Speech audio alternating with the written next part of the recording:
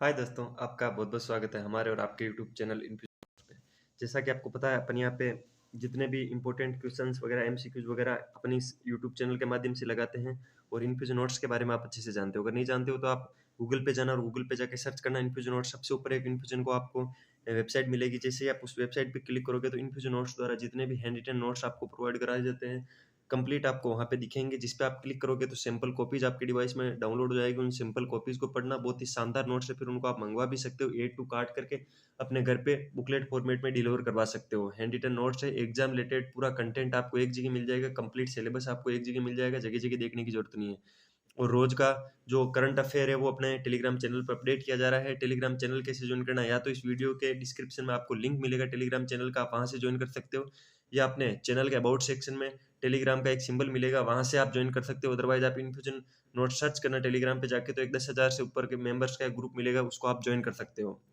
आज अपन इस सेशन के अंदर राजस्थान जीके के 550 महत्वपूर्ण क्वेश्चनों के बारे में चर्चा करेंगे। ये सारे के सारे जो क्वेश्चंस हैं वो मैंने अपने विवेक से और अपने एक्सपीरियंस से खुद लिखे हैं। और मैं दावे के साथ कह सकता हूँ, ये जो 550 क्वेश्चन आपको मैं दे रहा हूँ, आप चाहे राजस्थान का कोई सा भी एग्जाम दे रहे हो, चाहे आप राजस्थान का आरएस दे रहे हो, एलडीसी दे रहे हो, सेकंड ग्रेड दे रहे हो, फर्स्ट ग्रेड दे रहे हो, रीट दे रहे हो, या वनपाल वन रक्षक, कोई सा भी एग्जाम दे रहे हो जिसके अंदर राजस्थान जीके हैं, इसमें से अच्छे खासे क्वेश्चन आपको सीधे सीधे देखने को मिलेंगे।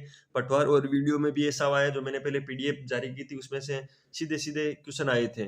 तो ये एग्जाम के अंदर बहुत ही महत्वपूर्ण जो क्वेश्चन है, बार बार जो रिपीट हुए होते हैं क्वेश्चन। और इसमें से इस पीडीएफ के 550 क्वेश्चनों में से आप चाहे आरएस दे रहे हो, एलडीसी दे रहे हो, फर्स्ट ग्रेड दे रहे हो, सेकंड ग्रेड, रीट, वनपाल, वन पटवारी, ग्राम सेवक, कोई सा भी एग्जाम दे रहे हो, इनमें से आपको सीधे सीधे क्वेश्चन देखने को मिलेंगे, डायरेक्ट क्वेश्चन देखने को मिलेंगे।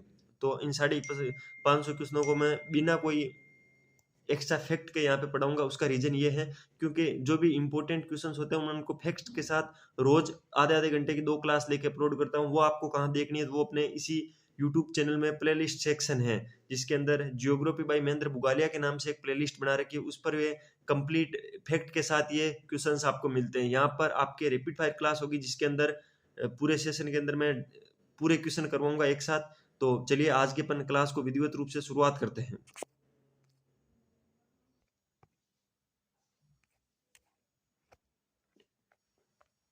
इसके अंदर अपना पहला क्वेश्चन है आज का, राजस्थान का क्षेत्रफल भारत के कुल क्षेत्रफल का कितना प्रतिशत है। जो भारत का 100% क्षेत्रफल है, उसके अंदर राजस्थान का कितना प्रतिशत क्षेत्र है जो राजस्थान का है, 2,49,263 वर्ग किलोमीटर है, वो कितना प्रतिशत है। तो इसका राइट ऑप्शन है 10.41%। तो राजस्थान का क्षेत्रफल भारत के कुल क्षेत्रफल का 10.41% है। जो मैंने आपको साफ साफ जब राजस्थान की ज्योग्राफी पढ़ाई थी, तो ये सारे फैक्ट मैंने आपको वहां लिखवा रखे हैं। वो फैक्ट देखने तो आप वो क्लास से देख लेना।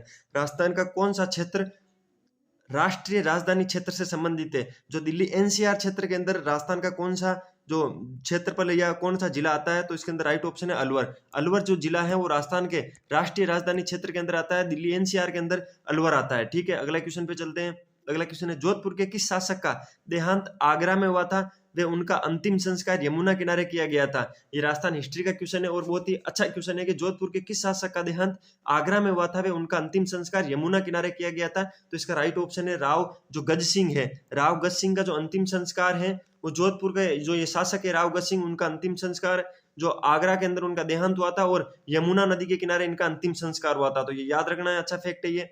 अरावली पहाड़ियों में बसे नागदा को किस शासक ने मेवाड़ राज्य की राजधानी घोषित की थी। ये भी एक इंपॉर्टेंट क्वेश्चन है कि अरावली पहाड़ियों में बसे नागदा, नागदा है जो अरावली पहाड़ियों में बसा, वो किस शासक ने मेवाड़ राज्य की राजधानी घोषित की। तो बप्पा रावल ने। इसका राइट ऑप्शन है option number D, Bappa Raul. Bappa Raul ने नागदा को मेवाड़ राज्य की राजधानी घोषित की थी। अगले क्वेश्चन पे चलते हैं। जूनाखेड़ा किसका प्राचीन नाम भी है। जो जूनाखेड़ा है वो किसका प्राचीन नाम है, तो नाडोल। नाडोल का प्राचीन नाम है वो जूनाखेड़ा है। ठीक है, नाडोल, नाडोल का प्राचीन नाम जूनाखेड़ा है। जूनाखेड़ा किसका प्राचीन नाम है, तो नाडोल का प्राचीन नाम जूनाखेड़ा है। याद रखना आपको। ठीक है, किस इतिहासकार ने गुरु शिखर को संतों का शिखर भी कहा था। कौन सा इतिहासकार है जिसने गुरु शिखर को संतों का शिखर भी कहा था।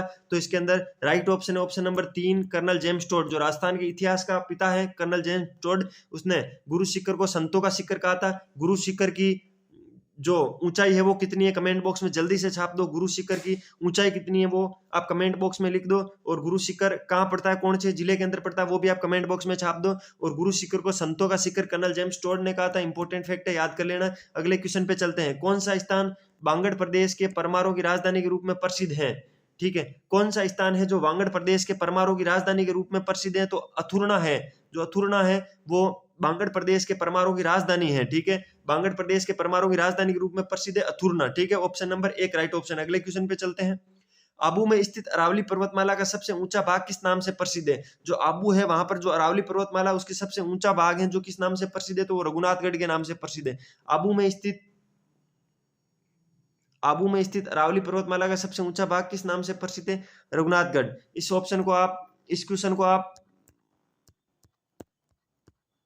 क्वेश्चन को आप हाईलाइट कर लीजिए और इस क्वेश्चन के बारे में अपन अगली क्लास में चर्चा करेंगे। जिस क्वेश्चनों को मैं हाईलाइट करवा रहा हूँ, जिन क्वेश्चनों के नंबर के आगे आपको गोला लिखेगा, उन क्वेश्चनों के बारे में मैं आपको वापस चर्चा करूंगा, क्योंकि ये जो मेरा टाइपिस्ट है उसने मिस्टेक बहुत ज्यादा की इस पीडीएफ के अंदर। जो मैं जिन क्वेश्चनों के ऊपर गोला करता हुआ जा रहा हूँ, उन क्वेश्चनों को आप हाईलाइट रखोगे, उन क्वेश्चनों के बारे में अपन चर्चा करेंगे अलग से। और मैं इनको अच्छे से समझाना चाहता हूँ, क्योंकि ये पुराने एग्जामों में आए हैं और इनके गलत आंसर भी कहीं ना कहीं बोर्ड ने माने तो उन्होंने गलत माने हैं तो क्यों माने, सही माने तो क्यों माने, इनके बारे में हम अच्छे से चर्चा करेंगे। तो आपको इन क्वेश्चनों को हाईलाइट करना है।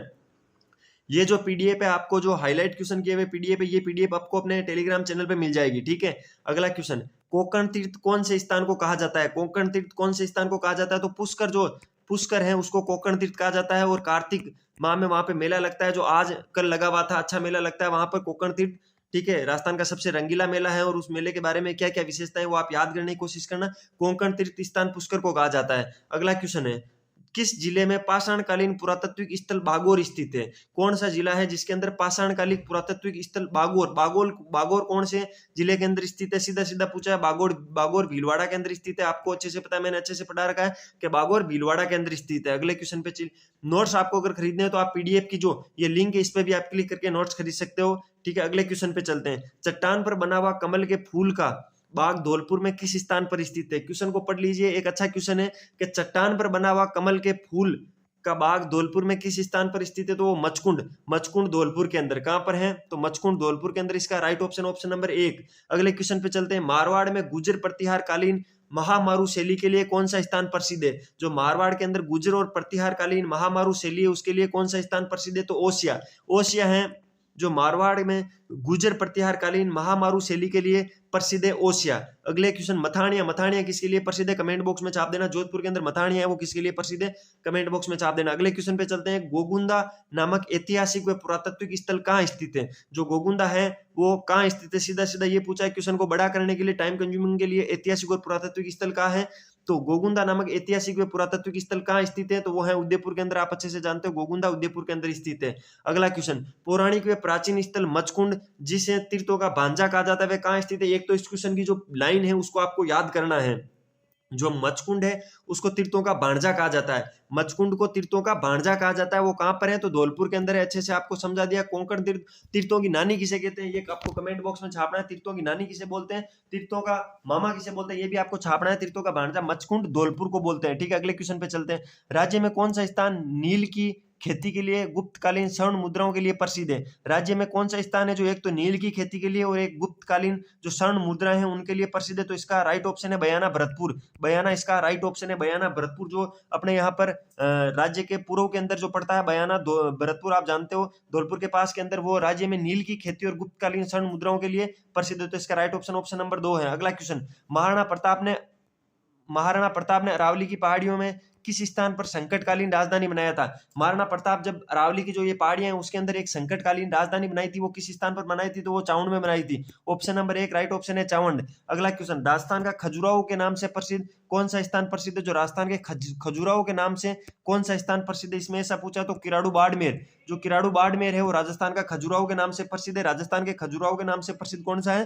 तो वो है किराड़ू बाड़मेर। अगला क्वेश्चन, निम्न में से सही कथन का चुनाव कीजिए। राइट ऑप्शन को चुनना है। थार प्रदेश की वैष्णो देवी तनोट माता है। बिल्कुल थार यही है, पहला ऑप्शन ही राइट हो गया। तो थार प्रदेश की वैष्णो देवी है तनोट माता है, ठीक है।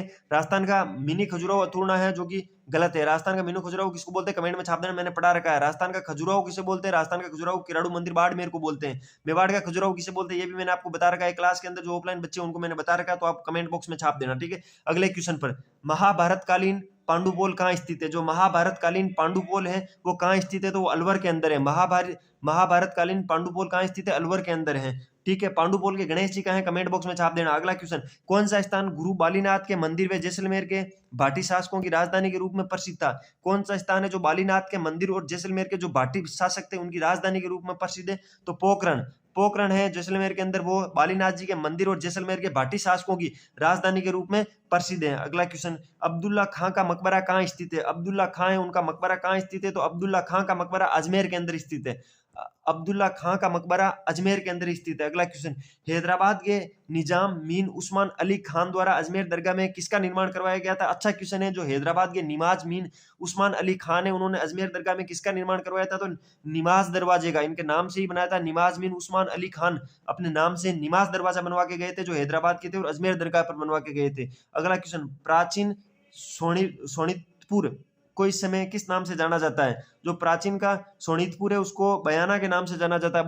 बयाना का प्राचीन, जो बयाना भरतपुर है उसका प्राचीन नाम है शोणितपुर, ठीक है। अगले क्वेश्चन पे चलते हैं, किस स्थान को राजस्थान का अमरनाथ कहा जाता है। राजस्थान का अमरनाथ किस स्थान को कहा जाता है। पाली जिले के सादडी कस्बे के पास गुफा में स्थित परशुराम जी को, जो महादेव का मंदिर है, उसको अमरनाथ कहा जाता है। जो पाली जिले के सादडी कस्बा है उसके पास में गुफा है जहां पर परशुराम महादेव मंदिर है, उसको राजस्थान का अमरनाथ कहा जाता है। इसमें आपको कुछ क्वेश्चन अजीबोगरीब लग रहे होंगे, इसका रीजन ये है कि आप जब एग्जाम देके आते हो तो आपको राजस्थान जीके के जो क्वेश्चन नहीं आते वो आपको अजीबोगरीब ही लगते हैं, ठीक है।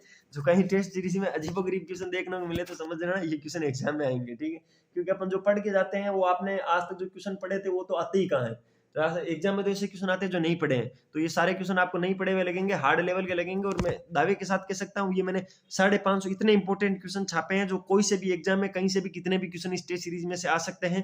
इतनी शानदार ये क्लासेज होने वाली है। शायद मैं आपको या तो इसी क्लास में कंप्लीट क्वेश्चन करवा दूंगा या अगली क्लास में। आप सोच रहे होंगे सर आप तो बिना फैक्ट पढ़ाए हुए सीधे सीधे आप क्वेश्चन करवा रहे हो। उसका रीजन है मैं फैक्ट के साथ पिछले 60 दिनों से लगातार क्लास ले रहा हूँ। वो क्लास आपको देखनी हो तो सभी एग्जामों के लिए वो इंपॉर्टेंट राजस्थान जीके की क्लास है, जो अपने इसी यूट्यूब चैनल के अंदर प्ले लिस्ट सेक्शन के अंदर ज्योग्राफी बाय महेंद्र बुगालिया के नाम से आपको एक सेक्शन मिल जाएगा, वहां पे ये सारी क्लासेज आपको मिल जाएगी, ठीक है। अगले क्वेश्चन पे चलते हैं, बीबी जरीना का मकबरा कहाँ स्थित है। जो बीबी जरीना है उसका मकबरा कहाँ स्थित है, तो बीबी जरीना का मकबरा धौलपुर में स्थित है।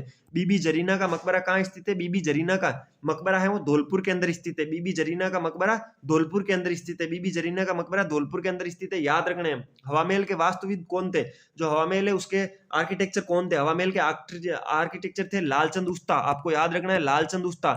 लालचंद उस्ता बहुत इंपॉर्टेंट फैक्ट है। हवामहल में वास्तुविद कौन थे और लालचंद उस्ता, और हवामहल में कितने मंजिल बने हुए और उन मंजिलों का नाम क्या वो भी याद कर लेना। वेटिंग में क्वेश्चन चल रहा आ सकता है। अगले क्वेश्चन पे, ये कथन किस शेर के बारे में कहा गया था कि यहाँ पत्थर के पैर, लोहे का शरीर और काठ के घोड़े पर सवार होकर पहुंचा जा सकता है। एक कथन है, कथन इस प्रकार के है कि यहाँ पत्थर के पैर, लोहे का शरीर और काठ के घोड़े पर सवार होकर ही पहुंचा जा सकता है। किस शेर में ऐसा पहुंचा जा सकता है, ये कथन किस शेर के बारे में, तो ये है जैसलमेर के बारे में। आप पता है धोरों के अंदर आपको जैसलमेर को फतेह करने के लिए यहाँ पर आपके पत्थर के पैर होने चाहिए, लोहे का शरीर होना चाहिए, काठ के घोड़े होने चाहिए, तभी आप जैसलमेर पे सवारी कर सकते हो। ऐसा एक कथन कहा गया है।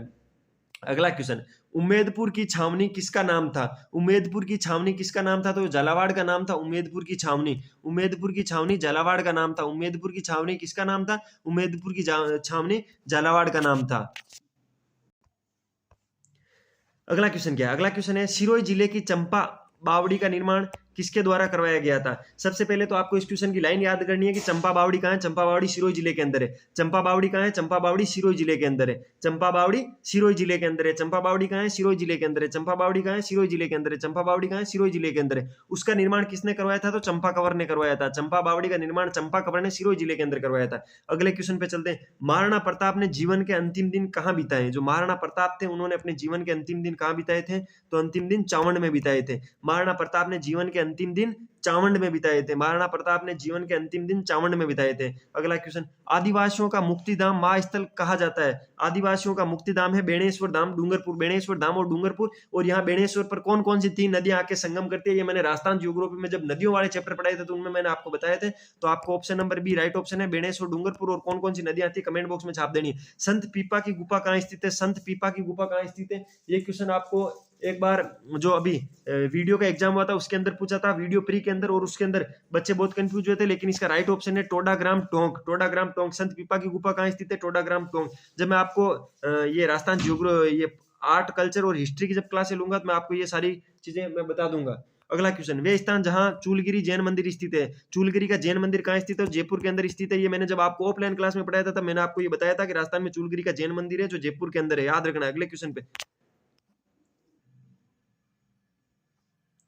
अगला क्वेश्चन क्या है? जोधपुर के निकट ओसिया में मंदिरों का समूह है जिनकी देन है वे कौन है? मतलब इस क्वेश्चन में ऐसा पूछा गया है जो जोधपुर के निकट जो ओसिया के मंदिर बने हुए हैं वो किस वंश के राजाओं ने बनाए? तो वो प्रतिहार वंश के राजाओं ने बनाए। जो ओसिया के अंदर जैन मंदिर बने हुए हैं उनको प्रतिहार राजाओं ने बनाए थे। अगला क्वेश्चन क्या है? किराड़ू का मंदिर कहाँ स्थित है? किराड़ू का मंदिर कहाँ स्थित है पूछा है। किराड़ू के मंदिर बाड़मेर में स्थित है। आपको अच्छे से पता है किराड़ू के मंदिर बाड़मेर में स्थित है, ठीक है।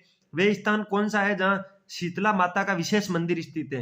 वे स्थान पूछा जहां पर शीतला माता का विशेष मंदिर स्थान है तो वो चाकसू के अंदर है। चाकसू, चाकसू कहाँ है? चाकसू जयपुर के अंदर है।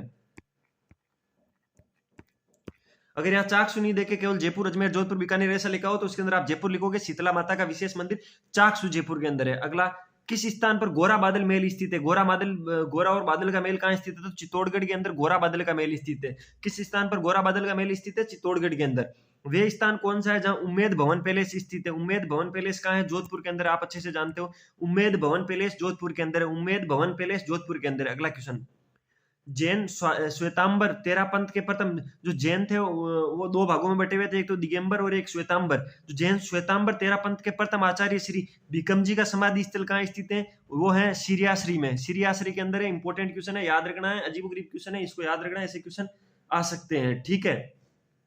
तो जैन श्वेतांबर 13 पंथ के प्रथम आचार्य श्री भीकम जी का समाधि स्थल कहाँ है? सिरियारी में है, ठीक है। अगला क्वेश्चन, सुमेल नामक स्थान जहां 1544 ईस्वी में शेरशाह सूरी व राव मालदेव के बीच युद्ध हुआ था, वर्तमान में वे स्थान कहां पर है? सबसे पहले तो ये याद रखना है सुमेर जो युद्ध है, सुमेल नामक युद्ध है, वो 1544 ईस्वी के अंदर हुआ था। शेरशाह सूरी और मालदेव के बीच में हुआ था, वो पाली के अंदर है, सुमेल पाली के अंदर। सुमेल पाली नामक स्थान पर 1544 ईस्वी में शेरशाह सूरी और मालदेव के बीच में युद्ध हुआ था, ठीक है। सुमेल पाली के अंदर सन 1544 ईस्वी में शेरशाह सूरी व मालदेव के बीच में युद्ध हुआ था। अगला क्वेश्चन, 17 जुलाई 1734 ईस्वी को हुड्डा सम्मेलन आयोजित होने का मुख्य उद्देश्य क्या था? 17 जुलाई 1734 ईस्वी में हुड्डा सम्मेलन हुआ था। उसका जो हुड्डा सम्मेलन हुआ उसका सम्मेलन का आयोजन का मुख्य उद्देश्य क्या था ये पूछा है, जिसके अंदर ऑप्शन है अंग्रेजों की शक्ति को कमजोर करना, मराठा शक्ति के विरुद्ध संगठित होना, दिल्ली के शासकों के आतंक को समाप्त करना या उपयुक्त सभी, जिसमें राइट ऑप्शन है ऑप्शन नंबर 2, मराठा शक्ति के विरुद्ध संगठित हुए थे। 17 जुलाई 1734 ईस्वी को मराठा शक्ति के विरुद्ध जो लोग संगठित हुए थे उस सम्मेलन को हुड्डा सम्मेलन कहा गया था। हुड्डा सम्मेलन था, उसका अध्यक्ष कौन था और जिसका आयोजन किसने करवाया था आप कमेंट बॉक्स में मुझे बताओगे।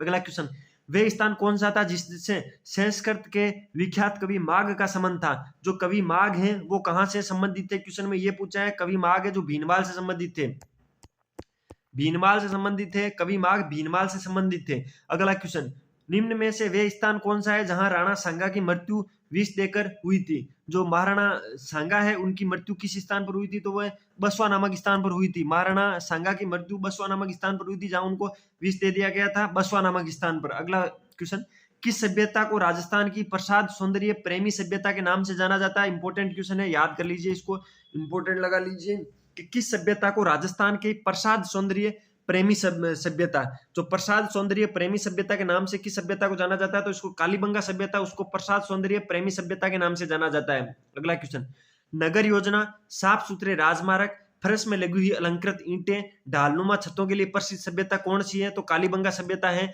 इसकी ये विशेषताएं हैं। कालीबंगा सभ्यता की विशेषताएं क्या है? यहाँ पर नगर योजना थी, साफ सुथरे राजमार्ग थे, फर्श पर लगी हुई अलंकृत ईंटें थी, ढालनुमा छतें थी, ये सारी कालीबंगा सभ्यता की विशेषता है। अगले क्वेश्चन पे चलते हैं। ताम्रवती नगरी के नाम से विख्यात पुरातत्व स्थल कौन सा है? धूलकोट के नाम से भी पुकारा जाता है। तो इसके अंदर आहड़ सभ्यता है, उसको ताम्रवती नगरी के नाम से जाना जाता है। ताम्रवती नगरी के नाम से विख्यात है आहड़ सभ्यता। ताम्रवती नगरी के नाम से विख्यात है अहाड़ सभ्यता, ठीक है, जिसको धूलकोट कहा जाता है, ठीक है। ताम्रवती नगरी के नाम से विख्यात आड़ सभ्यता है जिसको धूलकोट कहा जाता है। अगले क्वेश्चन पे चलते हैं। किस स्थान पर उत्खनन कार्य बी वी लाल व बी के थापर ने किया था? ऐसा कौन सा स्थान है जहां पर उत्खनन बी वी लाल और बी के थापर ने किया था? तो कालीबंगा। जो कालीबंगा है, कालीबंगा का जो उत्खनन कार्य है वो बी वी लाल और बी के थापर ने किया था, ठीक है। अगले क्वेश्चन पे चलते हैं। राजस्थान की वे सभ्यता कौन सी है जिसे ताम्रयुगीन सभ्यता की जननी कहा जाता है? राजस्थान की कौन सी सभ्यता है जिसको ताम्रयुगीन सभ्यता की जननी कहा जाता है? तो गणेश्वर सभ्यता है, उसको राजस्थान की ताम्रयुगीन सभ्यताओं की जननी कहा जाता है। गणेश्वर सभ्यताओं को ताम्रयुगीन सभ्यताओं की जननी कहा जाता है। अगले क्वेश्चन पे चलते हैं। गणेश्वर सभ्यता कहाँ है? आपको कमेंट बॉक्स में छापना है। किस वंश ने अपनी राजधानी के रूप में पूरा स्थल अहाड़ को अपनाया? कौन सा वंश था जिसने अपनी राजधानी के रूप में अहाड़ को अपनाया था? तो गुहिल वंश है जिन्होंने अपनी राजधानी अहाड़ को अपनाया था, गुहिल वंश ने, ठीक है, गुहिल वंश ने। अगले क्वेश्चन पे चलते हैं। कौन सी सभ्यता बनास संस्कृति सभ्यता के नाम से भी जानी जाती है? तो अहाड़ सभ्यता को बनास संस्कृति सभ्यता भी बोलते हैं। कौन सी सभ्यता है जिसको बनास संस्कृति सभ्यता के नाम से जाना जाता है? तो अहाड़ सभ्यता को बनास संस्कृति सभ्यता के नाम से जाना जाता है। अगला क्वेश्चन क्या है? निम्न में से कौन सा स्थल ताम्रयुगीन नहीं है? नीचे जो स्थल दे रखे हैं उनमें से कौन सा स्थल है जो ताम्रयुगीन नहीं है? तो जो कुराड़ा नागौर है, नागौर के अंदर एक कुराड़ा गांव पड़ता है, वो ताम्रयुगीन है। जोधपुरा सभ्यता जयपुर के अंदर है, याद रखना है, बहुत ही इंपॉर्टेंट फैक्ट है, कंफ्यूजिंग वाला फैक्ट है कि जोधपुरा सभ्यता जयपुर के अंदर है, कुराड़ा सभ्यता नागौर में, गणेश्वर सभ्यता सीकर के अंदर है। ये तीनों ताम्रयुगीन सभ्यताएं हैं। क्वेश्चन के अंदर नेगेटिव क्वेश्चन है, नहीं वाला क्वेश्चन पूछा है, इसमें पूछा निम्न में से कौन सा ताम्रयुगीन नहीं है? तो जो गिलुंड है राजसमंद के अंदर, गिलुंड राजसमंद है, वो ताम्रयुगीन सभ्यता नहीं है। अगला क्वेश्चन, वे स्थान कौन सा है जहां से आकर कलर पात्र शैली के प्रमाण प्राप्त हुए हैं? ठीक है, क्वेश्चन अच्छा क्वेश्चन है। क्वेश्चन के अंदर यह पूछा गया है कि जो ऐसा कौन सा स्थान है जहां पर आकर कलर पात्र शैली के प्रमाण पत्र प्राप्त हुए हैं? तो वो बेराट है, बेराट जिसको विराटनगर भी बोलते हैं, जयपुर बेराट, ठीक है। अगला क्वेश्चन, निम्न में से कौन बेराट सभ्यता से संबंधित नहीं है? बेराट सभ्यता से संबंधित कौन नहीं है, ऐसा पूछा गया। दयाराम साहनी है, वो बेराट सभ्यता से संबंधित है। कैलाश चंद्र दीक्षित है जो बेराट सभ्यता से संबंधित है। नीलरतन बनर्जी है, वो है। डॉक्टर वीरेंद्रनाथ मिश्र है, वो बेराट सभ्यता से संबंधित नहीं है। नेगेटिव क्वेश्चन पूछा, ऑप्शन नंबर 1 इसका राइट ऑप्शन है। अगला, त्रिरत्न स्वास्तिक चिन्ह वे दहिया के चिन्ह कहां से प्राप्त हुए थे? तो त्रिरत्न और स्वास्तिक का चिन्ह है, जो अपन दीपावली वगैरह पर लक्ष्मी जी की पूजा करते हैं या कोई भी शुभ काम करते हैं तो अपन एक चार भुजाओं, जो चार एरो निकलते हैं, उनका एक स्वास्तिक चिन्ह बनाते हैं, वो कहां से प्राप्त हुआ था? स्वास्तिक चिन्ह कहां से प्राप्त हुआ था, ऐसा इसके अंदर पूछा गया है, ठीक है। तो बेराट सभ्यता है, वहां से त्रिरत्न स्वास्तिक चिन्ह और दहिया के चिन्ह प्राप्त हुए थे बेराट सभ्यता से। अगला क्वेश्चन, डॉक्टर दयाराम साहनी ने सर्वप्रथम बेराट के कौन से स्थान को उत्खनन के लिए चिन्हित किया था? सबसे पहला तो इस क्वेश्चन की लाइन को आपको याद करना है कि डॉक्टर दयाराम साहनी ने बेराट के अंदर उत्खनन किया था और सबसे पहला जो स्थान है उसका चिन्ह किया था बीजक डूंगरी है, बीजक डूंगरी है जयपुर के अंदर। और बेराट सभ्यता की उत्खनन के लिए डॉक्टर दयाराम साहनी ने सबसे पहले जिस स्थान को सेलेक्ट किया था या चुना था वो थी बीजक डूंगरी। अगला क्वेश्चन, निम्नलिखित में से कौन सा स्थान सही नहीं है? नीचे जो स्थान दे रखे हैं उनमें से कौन सा स्थान है जो कथन है जो सही नहीं है? ठीक है, मां सतियों का टीला बागौर के अंदर है, बिल्कुल सही है, मां सतियों के टीला बागौर के अंदर है। गोपण के प्रमाण बागौर से मिलते हैं, बिल्कुल गोपण के प्रकार बागौर से मिलते हैं। प्राचीन जाक बाबा की यक्ष मूर्ति नौ के अंदर है। बर्ड राइडर रॉक पेंटिंग्स ओजनिया के अंदर नहीं है, ये गलत ऑप्शन है, तो इसके अंदर अपना राइट ऑप्शन होगा ऑप्शन नंबर 3। अगला क्वेश्चन, राजस्थान के किन राजाओं के सिक्के नालियासर, बेराट तथा गरी से प्राप्त हुए हैं? राजस्थान के अंदर कौन से राजा हैं जिनके सिक्के हैं जो नालियासर, बेराट और गरी से प्राप्त हुए हैं? तो ये जो यूनानी राजा थे, यूनानी राजाओं के सिक्के हैं जो नालियासर, बेराट और गरी से प्राप्त हुए हैं। अगला क्वेश्चन क्या है, किस स्थान को कालीबंगा प्रथम के नाम से जाना जाता है? कालीबंगा प्रथम के नाम से सोती को जाना जाता है, जो सोती सभ्यता है उसको कालीबंगा प्रथम के नाम से जाना जाता है, सोती सभ्यता को कालीबंगा प्रथम के नाम से जाना जाता है। अगला क्वेश्चन, प्राचीन भारत का टाटा नगर किस स्थान या किस नगर को कहा जाता था? तो रेड टोंक को कहा जाता था। हिट क्वेश्चन है, बार बार एग्जामों में पूछा जाता है कि प्राचीन भारत का टाटा नगर किसको बोलते थे? रेड टोंक को, रेड टोंक को। अगला क्वेश्चन, किराड़ोत, चितबाड़ी, जोधपुरा व नालियासर पुरातत्विक स्थल कहाँ विकसित हुए हैं? तो ये सारे जयपुर के अंदर है, आपको अच्छे से पता है आपको कि किराड़ोत, नीतबाड़ी, जोधपुरा व नालियासर पुरातत्विक स्थल कहाँ विकसित है? जयपुर के अंदर स्थित है, ठीक है। मेरी गारंटी रहेगी आप इस टेस्ट सीरीज को अच्छे से पढ़ लेना। ये जो मैं आपको 550 क्वेश्चन आपको पढ़ाऊंगा वो इतने इंपॉर्टेंट क्वेश्चन है कि आप राजस्थान का चाहे कोई सा भी एग्जाम दोगे, वनपाल दोगे, वन रक्षक दोगे, रीट दोगे, फर्स्ट ग्रेड दोगे, सेकंड ग्रेड दोगे, आरएस प्री दोगे, कोई सा भी एग्जाम दोगे जिसमें मल्टीपल चॉइस क्वेश्चन मिलेंगे, इनमें से आपको सीधे सीधे बिना ऑप्शन चेंज हुए क्वेश्चन मिलेंगे, इसकी मेरी गारंटी है। अच्छी मात्रा में क्वेश्चन मिलेंगे, बस आपको ये 550 क्वेश्चन याद करने होंगे। एक्स्ट्रा फैक्ट के साथ जो मैं ये क्वेश्चन है वो मैंने आपको जो अपने वीडियोस हैं आधे आधे घंटे की जो मैं रोज की टेस्ट सीरीज लगवाता हूँ अपने इस टेलीग्राम जो ये यूट्यूब चैनल है इस पर रोज की रोज एक टेस्ट सीरीज लगती है जिसमें बहुत ही इंपॉर्टेंट क्वेश्चनों के बारे में डिस्कस करते हैं।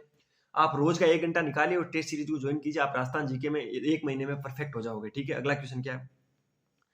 किस पुरा स्थल को अगाटपुर सभ्यता के नाम से जाना जाता है? तो अहाड़ को अगाटपुर सभ्यता के नाम से जाना जाता है। अहाड़ को अगाटपुर सभ्यता के नाम से जाना जाता है। अगला क्वेश्चन, कौन सी सभ्यता प्राचीन सरस्वती व द्वेषवती नदियों के किनारे पर पुष्पित हुई है? तो कालीबंगा सभ्यता है जो सरस्वती व द्वेषवती नदियों के किनारे पर पुष्पित हुई है। हनुमानगढ़ के वगैरह जो सरस्वती नदी में बहती है जो आजकल घग्गर नदी के नाम से जानी जाती है, कालीबंगा सभ्यता। आपको याद है, सारे फैक्ट आपने पढ़ रखे हैं पहले से। निम्न में से किस पुरातत्विक स्थल पर वेनसांग भ्रमण करने के लिए आया था? एक चीनी यात्री था वेनसांग, वो कौन से पुरातत्विक स्थलों पर भ्रमण करने के लिए आया था? तो भीनमाल भीनमाल भीनमाल जालौर के अंदर जो पुरातत्विक स्थल है वहां पर वेनसांग भ्रमण करने के लिए आया था।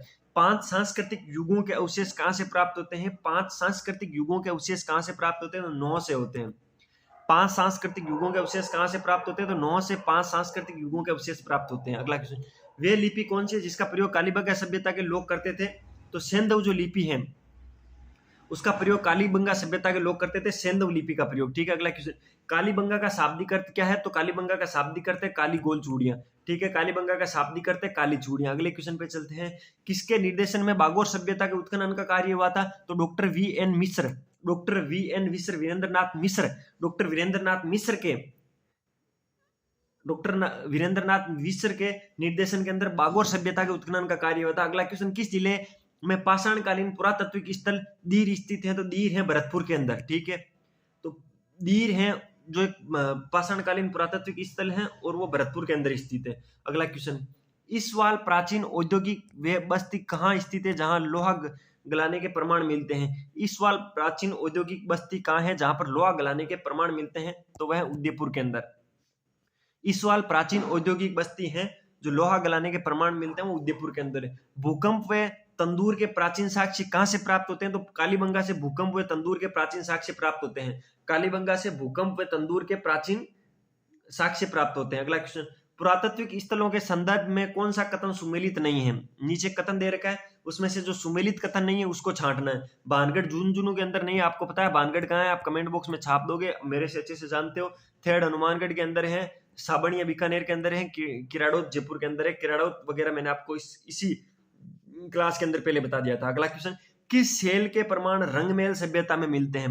रंगमेल सभ्यता में किस सेल के प्रमाण मिलते हैं? तो उसमें पंचायतन शैली, किस शैली के प्रमाण रंगमेल सभ्यता में मिलते हैं? क्वेश्चन में गलत टाइप हुआ ये, इसको किस शैली के प्रमाण रंगमेल सभ्यता में मिलते हैं? तो पंचायतन शैली के प्रमाण है जो रंगमेल सभ्यता में मिलते हैं। किस सभ्यता को राज्य की धोलावीरा के समकक्ष रखते हैं? कौन सी सभ्यता है जिसको राज्य में धोलावीरा के समकक्ष रखते हैं? तो आड़ सभ्यता है वो धोलावीरा के समकक्ष रखने वाली एक सभ्यता है आड़ सभ्यता। ठीक है, अगला क्वेश्चन, निम्न में से राजस्थान का सबसे प्राचीन शिलालेख कौन सा है? तो बड़ली का जो शिलालेख है वो सबसे प्राचीन शिलालेख है।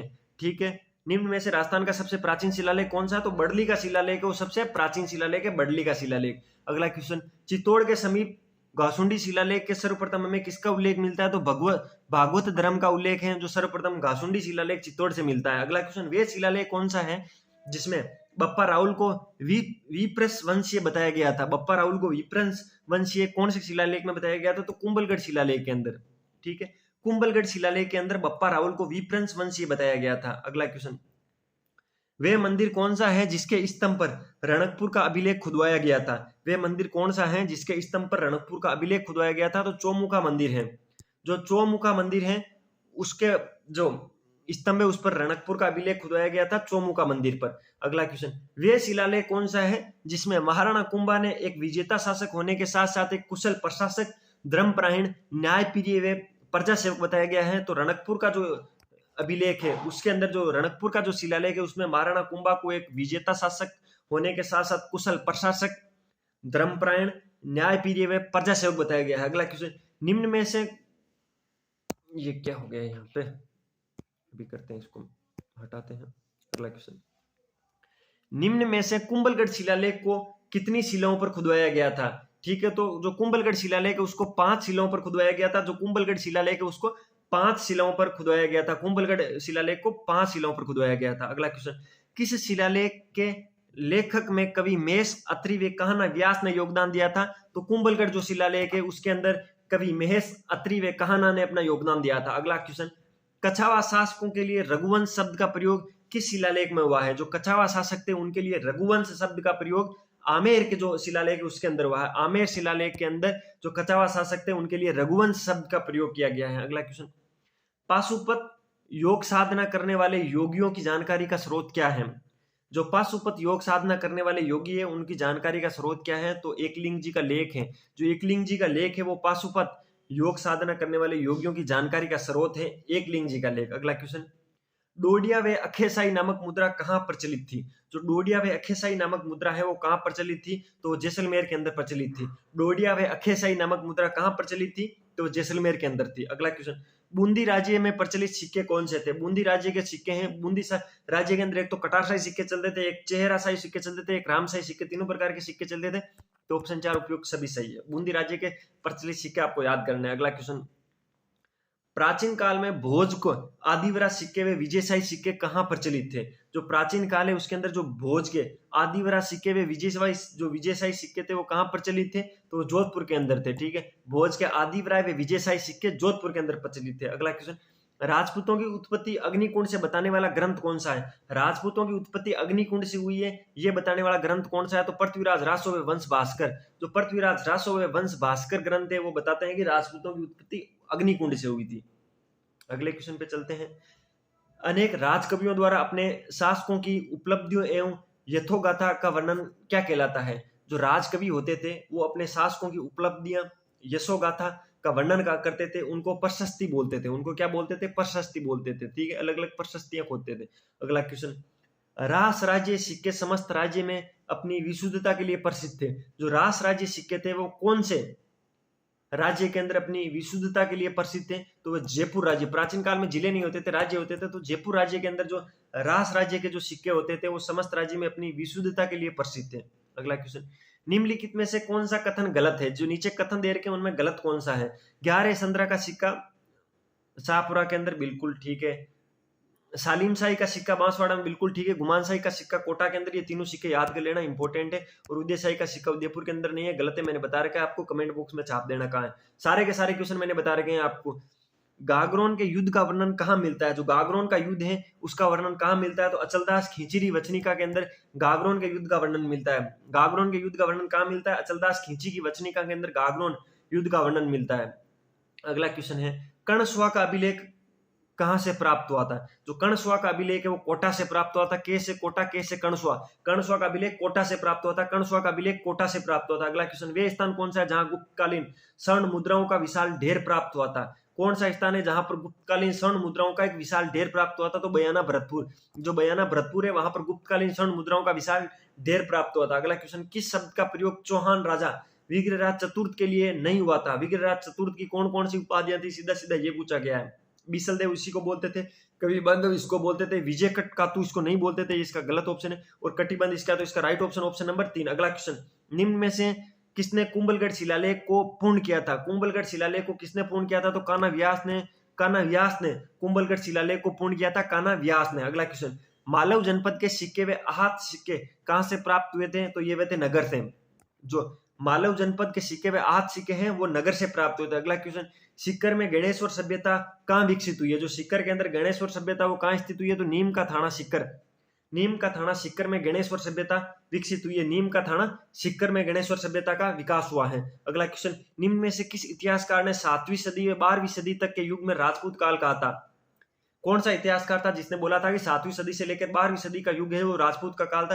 राजपूत काल था। तो विसेट स्मिथ, जो विसेट स्मिथ था उसने कहा था कि 7वीं सदी से 12वीं सदी तक का जो युग है वो राजपूत काल का युग है। ठीक है, अगला क्वेश्चन, किस शब्द का प्रयोग चंद्रगुप्त मौर्य ने दरबारी कवि कौटिल्य ने अपने ग्रंथ अर्थशास्त्र में राजपूतों के लिए किया था? को एक ऐसा शब्द था जिसका प्रयोग चंद्रगुप्त मौर्य के जो दरबारी कवि थे कौटिल्य, उन्होंने अपना ग्रंथ था जो अर्थशास्त्र उसमें राजपूतों के लिए किया गया था, तो वो राजपुत्र था। ठीक है, कौटिल्य ने राजपूतों के लिए अपने पुस्तक अर्थशास्त्र के अंदर प्रयोग किया था। और कौटिल्य जो था वो चंद्रगुप्त का दरबारी कवि था। ठीक है, अगला क्वेश्चन, निम्न में से कौन सा राजपूत योद्धा अग्नि से उत्पन्न नहीं हुआ है? कौन सा राजपूत योद्धा था जो अग्नि से उत्पन्न नहीं हुआ है? तो जो चंदेल थे, चंदेल अग्नि से उत्पन्न नहीं हुए हैं। परमार, चालुक्य और प्रतिहार थे वो अग्नि से इनकी उत्पत्ति मानी जाती है। ये सारे राजपूतों की गोत्र होती है जिसमें परमार, चालुक्य और प्रतिहार योद्धा है वो अग्नि से उत्पत्ति मानी जाती है, जबकि चंदेलों की उत्पत्ति अग्नि से नहीं मानी जाती है। अगला क्वेश्चन, गुर्जर प्रतिहार अपनी उत्पत्ति कहां से मानते हैं? तो गुर्जर प्रतिहार अपनी उत्पत्ति लक्ष्मण का अवतार मानते हैं, खुद को लक्ष्मण से अपनी अवतार मानते हैं जो गुर्जर प्रतिहार होते हैं वो। घटियाला शिलालेख में किसकी जानकारी मिलती है? तो घटियाला शिलालेख में गुर्जर प्रतिहार वंश की जानकारी मिलती है। जो घटियाला शिलालेख है उससे अपन को गुर्जर प्रतिहार वंश की जानकारी मिलती है। अगला क्वेश्चन, निम्नलिखित में से किस इतिहासकार ने राजपूतों को विदेशी ब्राह्मण से उत्पन्न विशुद्ध ब्राह्मण माना है? तो वह है डॉक्टर भंडारकर।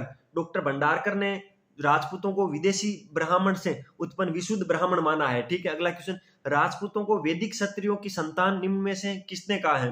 किसने कहा है? बोला है कि राजपूत हैं जो वैदिक क्षत्रियों की संतान है। तो सीवी वेद और डॉक्टर भंडारकर, सीवी वेद और डॉक्टर भंडारकर ने वैदिक क्षत्रियों की संतान माना है राजपूतों को। अगला क्वेश्चन, सीवी प्रागवाट और मेदपाट के नाम से किसे जाना जाता है? तो मेवाड़ को जाना जाता है। जो उदयपुर के आसपास का क्षेत्र है उसको सीवी प्रगवाट और मेदवाट के नाम से भी जाना जाता है। अगला क्वेश्चन, सर्वप्रथम रघुकुल शब्द का प्रयोग राजपूतों के लिए किसने किया था? तो राजशेखर ने राजपूतों के लिए सर्वप्रथम रघुकुल शब्द का प्रयोग किया था। तो सर्वप्रथम रघुकुल शब्द का प्रयोग राजपूतों को राजशेखर ने प्रयोग में लिया था। आप सोच रहे होंगे सर आप तो सीधे सीधे हमें इतनी तेजी से क्वेश्चन करवा रहे हो, तो इसका एक रीजन ये भी है बेटा, इन सारे क्वेश्चनों के जो राजस्थान ज्योग्राफी के कंप्लीट क्वेश्चन है उनके सारे फैक्ट मैंने आपको क्लास से लेके अच्छे से यूट्यूब पे करवा दिया है। वो अपने चैनल की प्लेलिस्ट है ज्योग्राफी बाय महेंद्र बुगालिया, वहां से आपको मिल जाएंगे, तो आप वहां से फैक्ट वहां से पढ़ सकते हो। ये एक रैपिड फायर मैराथन क्लास है जिसके अंदर मुझे मेरा टारगेट यही है कि मैं आपको 550 इंपोर्टेंट राजस्थान जीके के क्वेश्चन करवा पाऊं जो आपको सभी एग्जामों में सीधे सीधे देखने को मिलेंगे। बस आप अपना सपोर्ट जारी रखना। कोई भी चीज अगर आपको अच्छी लगती है तो कमेंट में सराहना के रूप में बताना, कोई भी चीज बुरी लगती है तो कमेंट में बताना सर इस चीज में सुधार करो, उसमें सुधार होगा।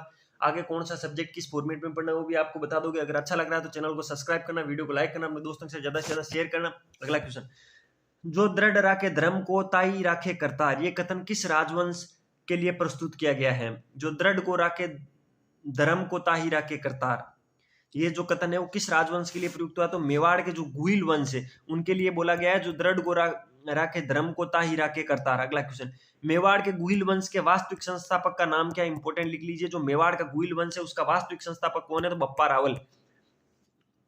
जो बप्पा राहुल है वो मेवाड़ के गुहिल वंश के वास्तविक संस्थापक हैं, बप्पा राहुल। अगले क्वेश्चन पे चलते हैं, हारित ऋषि के आशीर्वाद से मेवाड़ राज्य की प्राप्ति किससे हुई थी? तो वो हुई थी बप्पा रावल को। बप्पा रावल था वो हारित ऋषि था, उनका शिष्य था और हारित ऋषि की गायें चराता था और उसके बाद में उन्होंने मेवाड़ में गुहिल वंश की स्थापना की थी और असली संस्थापक बने थे बप्पा रावल। ठीक है, इनके जो गुरु है उनका ध्यान रखना है, हारित ऋषि। और उन्होंने एक महादेव का मंदिर भी बनाया था, वो कहाँ पर बनवाया था, कौन से महादेव जी थे, जल्दी से कमेंट बॉक्स में छाप दो। बप्पा रावल ने चित्तौड़ पर अधिकार चित्तौड़ के किस राजा को परास्त करके किया था? तो मौर्य वंशीय राजा मान। जो मौर्य वंशीय राजा मान थे उनको पराजित करके बप्पा रावल ने चित्तौड़ पर अधिकार किया था। ठीक है, बप्पा रावल ने चित्तौड़ पर अधिकार किया था। चित्तौड़ के जो मौर्यकालीन राजा थे, राजा मान, उनको पराजित करके। निम्न में से कौन मेवाड़ के सिसोदिया वंश का प्रथम शासक था? तो राणा जो हमीर था वो मेवाड़ के सिसोदिया वंश का प्रथम शासक था। कौन था मेवाड़ के सिसोदिया वंश का प्रथम शासक? था राणा हमीर। बहुत इंपॉर्टेंट क्वेश्चन है, याद रखना। जो भी जितने भी राजवंश है उसके अंदर वास्तविक संस्थापक वगैरह आपको याद होने चाहिए, कभी भी सीधे सीधे पूछे जा सकते हैं, बहुत इजी लेवल के क्वेश्चन में आते हैं जो आपको कटअप में क्रैक करने में आपको बहुत हेल्प करते हैं। मेवाड़ का गुहिल वंश मेवाड़ के किस शासक की मृत्यु के पश्चात सिसोदिया वंश कहलाया? मेवाड़ का जो गुहिल वंश है वो किस शासक की मृत्यु के पश्चात है जो सिसोदिया वंश कहलाया था? तो रतन सिंह। मेवाड़ के जो राजा रतन सिंह थे पद्मावती के पति, उनकी मृत्यु होने के बाद उस गुहिल वंश को सिसोदिया वंश के नाम से जाना जाने लगा। अगला क्वेश्चन, गोरा और बादल वीर सेना नायक किसके सेनापति थे? तो रतन सिंह। जो राजा रतन सिंह थे पद्मावती के पति थे, उनके जो नायक थे वो गोरा और बादल थे। ठीक है, अगला क्वेश्चन, कौन सा ग्रंथ चित्तौड़ की रानी रतन सिंह की पत्नी पद्मती के ऐतिहासिकता पर प्रकाश डालता है? तो पद्मावत था। पद्मावत के लेखक कौन है ये आपको बताना है, मलिक मोहम्मद जायसी है। पद्मावत के लेखक है मलिक मोहम्मद जायसी और ये ग्रंथ है जो रतन सिंह की पत्नी पद्मावती के ऐतिहासिकता का पर प्रकाश डालता है। अगला क्वेश्चन, अन्नपूर्णा माता का मंदिर का निर्माण राणा हमीर ने कहाँ करवाया था? तो चित्तौड़ के अंदर अन्नपूर्णा माता का मंदिर है वो चित्तौड़ के अंदर है, ठीक है। ये याद रखना है। जो अन्नपूर्णा माता है उसका मंदिर चित्तौड़ के अंदर है और उसका निर्माण राजा हमीर ने करवाया था, ठीक है। अगला क्वेश्चन, दिल्ली के किस सुल्तान ने राणा हमीर के शासनकाल में आक्रमण किया था? दिल्ली का ऐसा कौन सा सुल्तान था जिसने राणा हमीर के शासनकाल के अंदर आक्रमण किया था? तो मोहम्मद बिन तुगलक व राणा हमीर, इनके बीच में युद्ध हुआ था। तो मोहम्मद बिन तुगलक और राणा हमीर था जिसने दिल्ली के किस सुल्तान ने राणा हमीर के शासनकाल पर आक्रमण किया था? तो मोहम्मद बिन तुगलक। अगला क्वेश्चन, उदयपुर की पिछोला झील का निर्माण किसके शासनकाल में हुआ था? तो राणा लाखा के काल में। राणा लाखा के काल में लखपति हुआ था। राणा लाखा बहुत किस्मत वाला था। इसी के समय वहां पर जेवर की, जो जेवर के अंदर है वो शीशे की खानों निकली थी और इसी के टाइम पिछोला झील पर, जो पिछोला झील का निर्माण हुआ था उदयपुर के अंदर, ठीक है। और नटनी का चबूतरा कहाँ, कमेंट बॉक्स में छाप देना। निम्न में से किस राजपूताने का भीष्म पितामह कहा जाता है? राजस्थान में जो किसे हैं जो राजपूताना का भीष्म पितामह कहा जाता है? कौन है जिसको राजपूताना का भीष्म पितामह कहा जाता है? तो कुंवर चुंडा को। कुंवर चुंडा को भीष्म पितामह, राजपूताना का भीष्म पितामह कहा जाता है। अगला क्वेश्चन, राणा लाखा के बाद कौन मेवाड़ की गद्दी पर बैठा है? तो मोकल। राणा लाखा के बाद मोकल गद्दी पे बैठता है, ठीक है। राणा लाखा के बाद मेवाड़ की गद्दी पर मोकल बैठता है। अगला क्वेश्चन, योगेश्वर भट्ट व विष्णु भट्ट संगीतज्ञ इनमें से किसके दरबार के शोभा को बढ़ाते थे? तो वो थे राणा मोकल। राणा मोकल के संगीतज्ञ थे। कौन थे? योगेश्वर भट्ट और विष्णु भट्ट राणा मोकल के संगीतज्ञ थे, ठीक है। सबसे अधिक उपाधियां मेवाड़ में किस शासक को प्राप्त हुई थी? तो आपको पता है राणा कुंभा को हुई थी। ये क्वेश्चन बहुत इजी क्वेश्चन है। और राणा कुंभा की कौन कौन सी उपाधियां थी वो आप कमेंट बॉक्स में जल्दी से छाप दोगे। और सबसे अधिक उपाधियां मेवाड़ के अंदर कोई शासक था तो उसको प्राप्त हुई थी, तो वो राणा कुंभा को हुई थी। राणा कुंभा को कौन कौन सी उपाधियां हुई थी वो आप कमेंट बॉक्स में छाप देना। अगला क्वेश्चन, स्थापत्य कला का जनक होने के कारण राणा कुंभा को और किस नाम से जाना जाता था? तो हाल गुरु के नाम से जाना था। इसका एक तो हाल गुरु, छाप गुरु, ये इनकी उपाधियां थी। तो हाल गुरु की उपाधि वो किस कारण दी थी? स्थापत्य कला के जनक होने के कारण। स्थापत्य कला को जनक किसको बोलते हैं? तो राणा कुंभा को बोलते हैं। उनका स्थापत्य कला के जनक होने के कारण ही उनको हाल गुरु की उपाधि मिली थी। और सबसे अधिक मेवाड़ के अंदर सबसे अधिक उपाधियां प्राप्त करने वाला कोई शासक था तो वो राणा कुंभा था। अगला क्वेश्चन, विद्या अनुरागी वे संगीत प्रेमी होने के कारण राणा कुंभा को कहा जाता था तो उनको अभिनव भट्टाचार्य भी बोला जाता था। तो उनको जो हाल गुरु की उपाधि है वो तो स्थापत्य कला के जनक होने के कारण कहा जाता था। और संगीत प्रेमी और विद्यानुरागी और संगीत प्रेमी होने के कारण उनको अभिनव भट्टाचार्य बोलते थे, ठीक है। किस विजय की स्मृति में महाराणा कुंभा ने चित्तौड़ में विजय स्तंभ का निर्माण करवाया था? तो मालवा की विजय के बाद में महाराणा कुंभा ने चित्तौड़गढ़ में विजय स्तंभ बनवाया था। मालवा की विजय के बाद में, याद रखना है। किस स्थान पर राणा कुंभा ने कुशाल माता का मंदिर का निर्माण करवाया था? तो किस स्थान पर राणा कुंभा ने कुशाल माता के मंदिर का निर्माण करवाया था? तो बदनौर। किस स्थान पर राणा कुंभा ने कुशाल माता के मंदिर का निर्माण करवाया था? तो बदनौर। बदनौर नामक स्थान पर महाराणा कुंभा ने कुशाल माता के मंदिर का निर्माण करवाया था। अगला क्वेश्चन, किस इतिहासकार ने विजय स्तंभ या कीर्ति स्तंभ को कुतुब मीनार के समक्ष रखा था? किस इतिहासकार ने विजय स्तंभ या कीर्ति स्तंभ को, विजय स्तंभ और कीर्ति स्तंभ के बारे में बोला कि ये कुतुब मीनार जैसे हैं? तो कर्नल जेम्स टोड। राजस्थान के अंदर आपको कोई इतिहासकार बारे में पूछ ले, टप्पा लगाना हो कर्नल जेम्स टोड हो तो पहली प्रायोरिटी होगी, ठीक है। किस इतिहासकार ने विजय स्तंभ या कीर्ति स्तंभ को कुतुब मीनार के समक्ष रखा? तो कर्नल जेम्स टोड थे। अगला क्वेश्चन, विजय स्तंभ या कीर्ति स्तंभ का प्रयोग एक राजकीय चिन्ह के रूप में कहाँ होता है? ये लिखा है ना, हाँ ठीक है। विजय स्तंभ और कीर्ति स्तंभ का प्रयोग एक राजकीय चिन्ह के रूप में कहां पर होता है? तो राज्य पुलिस, जो राजस्थान पुलिस है, राजस्थान पुलिस का जो जहां पर अपने जो राजस्थान पुलिस का सिंबल या चिन्ह है उसके अंदर विजय स्तंभ बना हुआ है, ध्यान रखना, ठीक है। 11वीं सदी में निर्मित खवासन स्तंभ के नाम से प्रसिद्ध जैन कीर्ति का निर्माण चित्तौड़ में किसके द्वारा करवाया गया था? 11वीं सदी के अंदर निर्मित है। खवासन स्तंभ के नाम से स्थित है जैन कीर्ति का निर्माण, तो जिजाक ने करवाया था, शाह जिजाक ने करवाया था, याद रखना है आपको। 9 मंजिला डमरू के समान दिखने वाली इमारत में विजय स्तंभ की किस मंजिल पर अल्लाह शब्द अंकित है? सबसे पहले तो आप इस क्वेश्चन को अच्छे से खोल के पढ़ोगे तो आपको यहाँ एक फैक्ट मिलेगा कि विजय स्तंभ 9 स्तंभ, विजय स्तंभ है जो 9 मंजिला है, उसमें से कौन सी मंजिल है जिस पर अल्लाह शब्द बना हुआ है? तो तीसरी मंजिल पर, विजय स्तंभ की तीसरी मंजिल पर अल्लाह शब्द अंकित है, ठीक है। 9 मंजिला विजय स्तंभ की तीसरी मंजिल पर अल्लाह शब्द लिखा हुआ है, ठीक है। अगला क्वेश्चन, निम्न में से किस दुर्ग का निर्माण राणा कुंभा के द्वारा नहीं किया गया था? राणा कुंभा ने बहुत सारे दुर्ग बनाए हैं, इनमें से कौन सा दुर्ग है जो राणा कुंभा ने नहीं बनाया?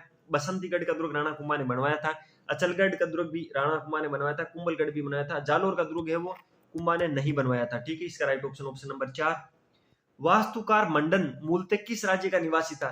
जो वास्तुकार मंडन है वो किस राज्य का था? तो राणा कुंभा, नहीं सॉरी गुजरात। वास्तुकार मंडन मूलतः किस राज्य का निवासी था? तो वो था गुजरात का। रणकपुर मंदिरों का निर्माण मेवाड़ में किस शासक के शासनकाल में हुआ था? तो वो राणा कुंभा के हुआ था। ये इसलिए राणा कुंभा हुआ था, मैंने राणा कुंभा पढ़ दिया गलती से। वास्तुकार मंडन मूलतः किस राज्य का निवासी था? तो गुजरात का था मंडन। और रणकपुर के मंदिरों का निर्माण है वो मेवाड़ के किस शासनकाल में हुआ था? तो राणा कुंभा के शासनकाल में रणकपुर के मंदिरों का निर्माण हुआ था। अगला क्वेश्चन है, एकलिंग महात्म्य नामक ग्रंथ किसके द्वारा पूर्ण किया गया था? जो एकलिंग महात्म्य नामक ग्रंथ है वो किसके द्वारा पूर्ण किया गया था?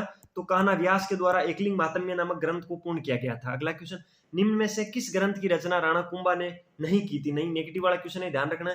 किस ग्रंथ की रचना है जो राणा कुंभा ने नहीं की थी? वो देव मूर्ति जो प्रकरण है उसकी नहीं की थी। संगीत राज उसका लिखा हुआ है, संगीत मीमांसा उसका लिखा है, सूंड प्रबंध इसका लिखा है। तो राणा कुंभा के 3 जो ग्रंथ है उनको याद कर लीजिए, संगीत राज, संगीत मीमांसा और सूंड प्रबंध। ठीक है, अगला क्वेश्चन, मेवाड़ का प्रथम अलंक मेवाड़ की किस घटना को कहा जाता है? यहाँ पर अलंक नहीं है, यहाँ पर कलंक है। मेवाड़ का प्रथम कलंक मेवाड़ की किस घटना को कहा जाता है? तो उद्दा का कुंभा की हत्या करना मेवाड़ का प्रथम कलंक था। उद्दा के द्वारा अपने पिता कुंभा की हत्या करना मेवाड़ का प्रथम कलंक था। ठीक है, अगला क्वेश्चन, निम्न में से किस दुर्ग का निर्माण कुंवर पृथ्वीराज ने अपनी रानी तारा के लिए करवाया था? तो जो तारागढ़ दुर्ग है बूंदी के अंदर, एक तारागढ़ दुर्ग और भी है, वो कहां पर आपको कमेंट बॉक्स में छापना है। एक जो तारागढ़ दुर्ग है उसका निर्माण पृथ्वीराज ने अपनी रानी तारा के लिए करवाया था। अगला क्वेश्चन, खानवा के युद्ध में चलते ही एक तो ये प्रिंटिंग हो जाती है, इसका कुछ करना पड़ेगा। खानवा के युद्ध में किसने राणा सांगा की पोशाक व छत्र धारण कर युद्ध किया था? जब खानवा के युद्ध के अंदर राणा सांगा जब घायल हो गए थे तो उनकी पोशाक और छत्र का धारण करके झाला अज्जा ने युद्ध लड़ा था। कौन, किसने लड़ा था? झाला अज्जा ने। इंपॉर्टेंट क्वेश्चन है, याद रखना, कंफ्यूजन वाला है। झाला बिद्दा और झाला अज्जा में बिल्कुल भी कंफ्यूजन नहीं होता है। खानवा के युद्ध के अंदर राणा सांगा की पोशाक व छत्र लेकर लड़ा था राणा अज्जा, झाला अज्जा। ठीक है, किस शासक ने राजपूत कालीन एक प्राचीन परंपरा पाती पर्वन को निभाया था? पाती पर्वन को किसने निभाया था? तो राणा सांगा ने। पाती पर्वन क्या होता था? जिसमें सभी राजा एक साथ होकर किसी विदेशी आक्रांता के सामने लड़ने के लिए जाते थे। तो किस राजपूत कालीन में प्राचीन परंपरा पाती पर्वन को निभाया था? तो राणा सांगा ने। अगला क्वेश्चन, वे स्थान जहां राणा सांगा का अंतिम संस्कार विधि विधान स्वरूप संपन्न हुआ था, जहां राणा सांगा का समाधि स्थल भी बना हुआ है, तो मांडलगढ़ के अंदर है। मांडलगढ़ के अंदर राणा सांगा का समाधि स्थल बना हुआ है और जहां पर विधिवत रूप से इसका अंतिम संस्कार हुआ था तो वो मांडलगढ़ है। अगला क्वेश्चन, निम्न में से किस मुगल सम्राट को चित्तौड़ की रानी कर्मावती ने राखी भेजी थी? ठीक है, तो कौन सा मुगल सम्राट था जिसने चित्तौड़ की रानी थी कर्मावती उसने राखी भेजी थी? तो हुमायूं को। जो कर्मावती है उसने हुमायूं को राखी भेजी थी। मुगल सम्राट था हुमायूं, उसको राखी भेजी थी। निम्न में से किस स्थान पर महाराजा उदय सिंह का राज्याभिषेक हुआ था? तो कुंभलगढ़ के अंदर उदय सिंह का राज्याभिषेक कुंभलगढ़ के अंदर हुआ था। ठीक है, उदय सिंह का राज्याभिषेक कुंभलगढ़ के अंदर हुआ था। ठीक है, अगला क्वेश्चन, वीर सेना नायक जेमल और फत्ता किसके सेनापति थे? जेमल और फत्ता राणा उदय सिंह के सेनापति थे। राणा उदय सिंह के सेनापति थे जेमल और फत्ता। जेमल और फत्ता किसके सेनापति थे? तो राणा उदय सिंह के सेनापति थे। अगला क्वेश्चन, वे स्थान जहां राणा उदय सिंह का स्मारक स्थित है, राणा उदय सिंह का स्मारक कहाँ स्थित है? तो गोगुंदा के अंदर। राणा उदय सिंह का स्मारक कहाँ स्थित है? गोगुंदा के अंदर। मुगल सम्राट अकबर पर किसने अपनी तलवार से प्रहार किया था? मुगल सम्राट अकबर था, उसने किस पर अपनी तलवार से प्रहार किया था? तो इसराज चौहान।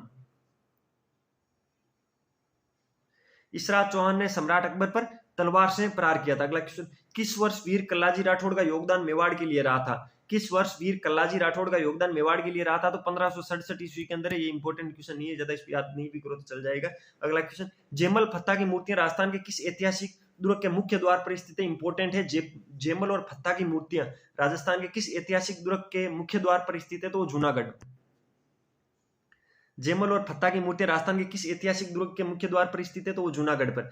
राणा प्रताप का जन्म निम्न में से किस दुर्ग में हुआ था? तो राणा प्रताप का जन्म कुंभलगढ़ के अंदर हुआ था।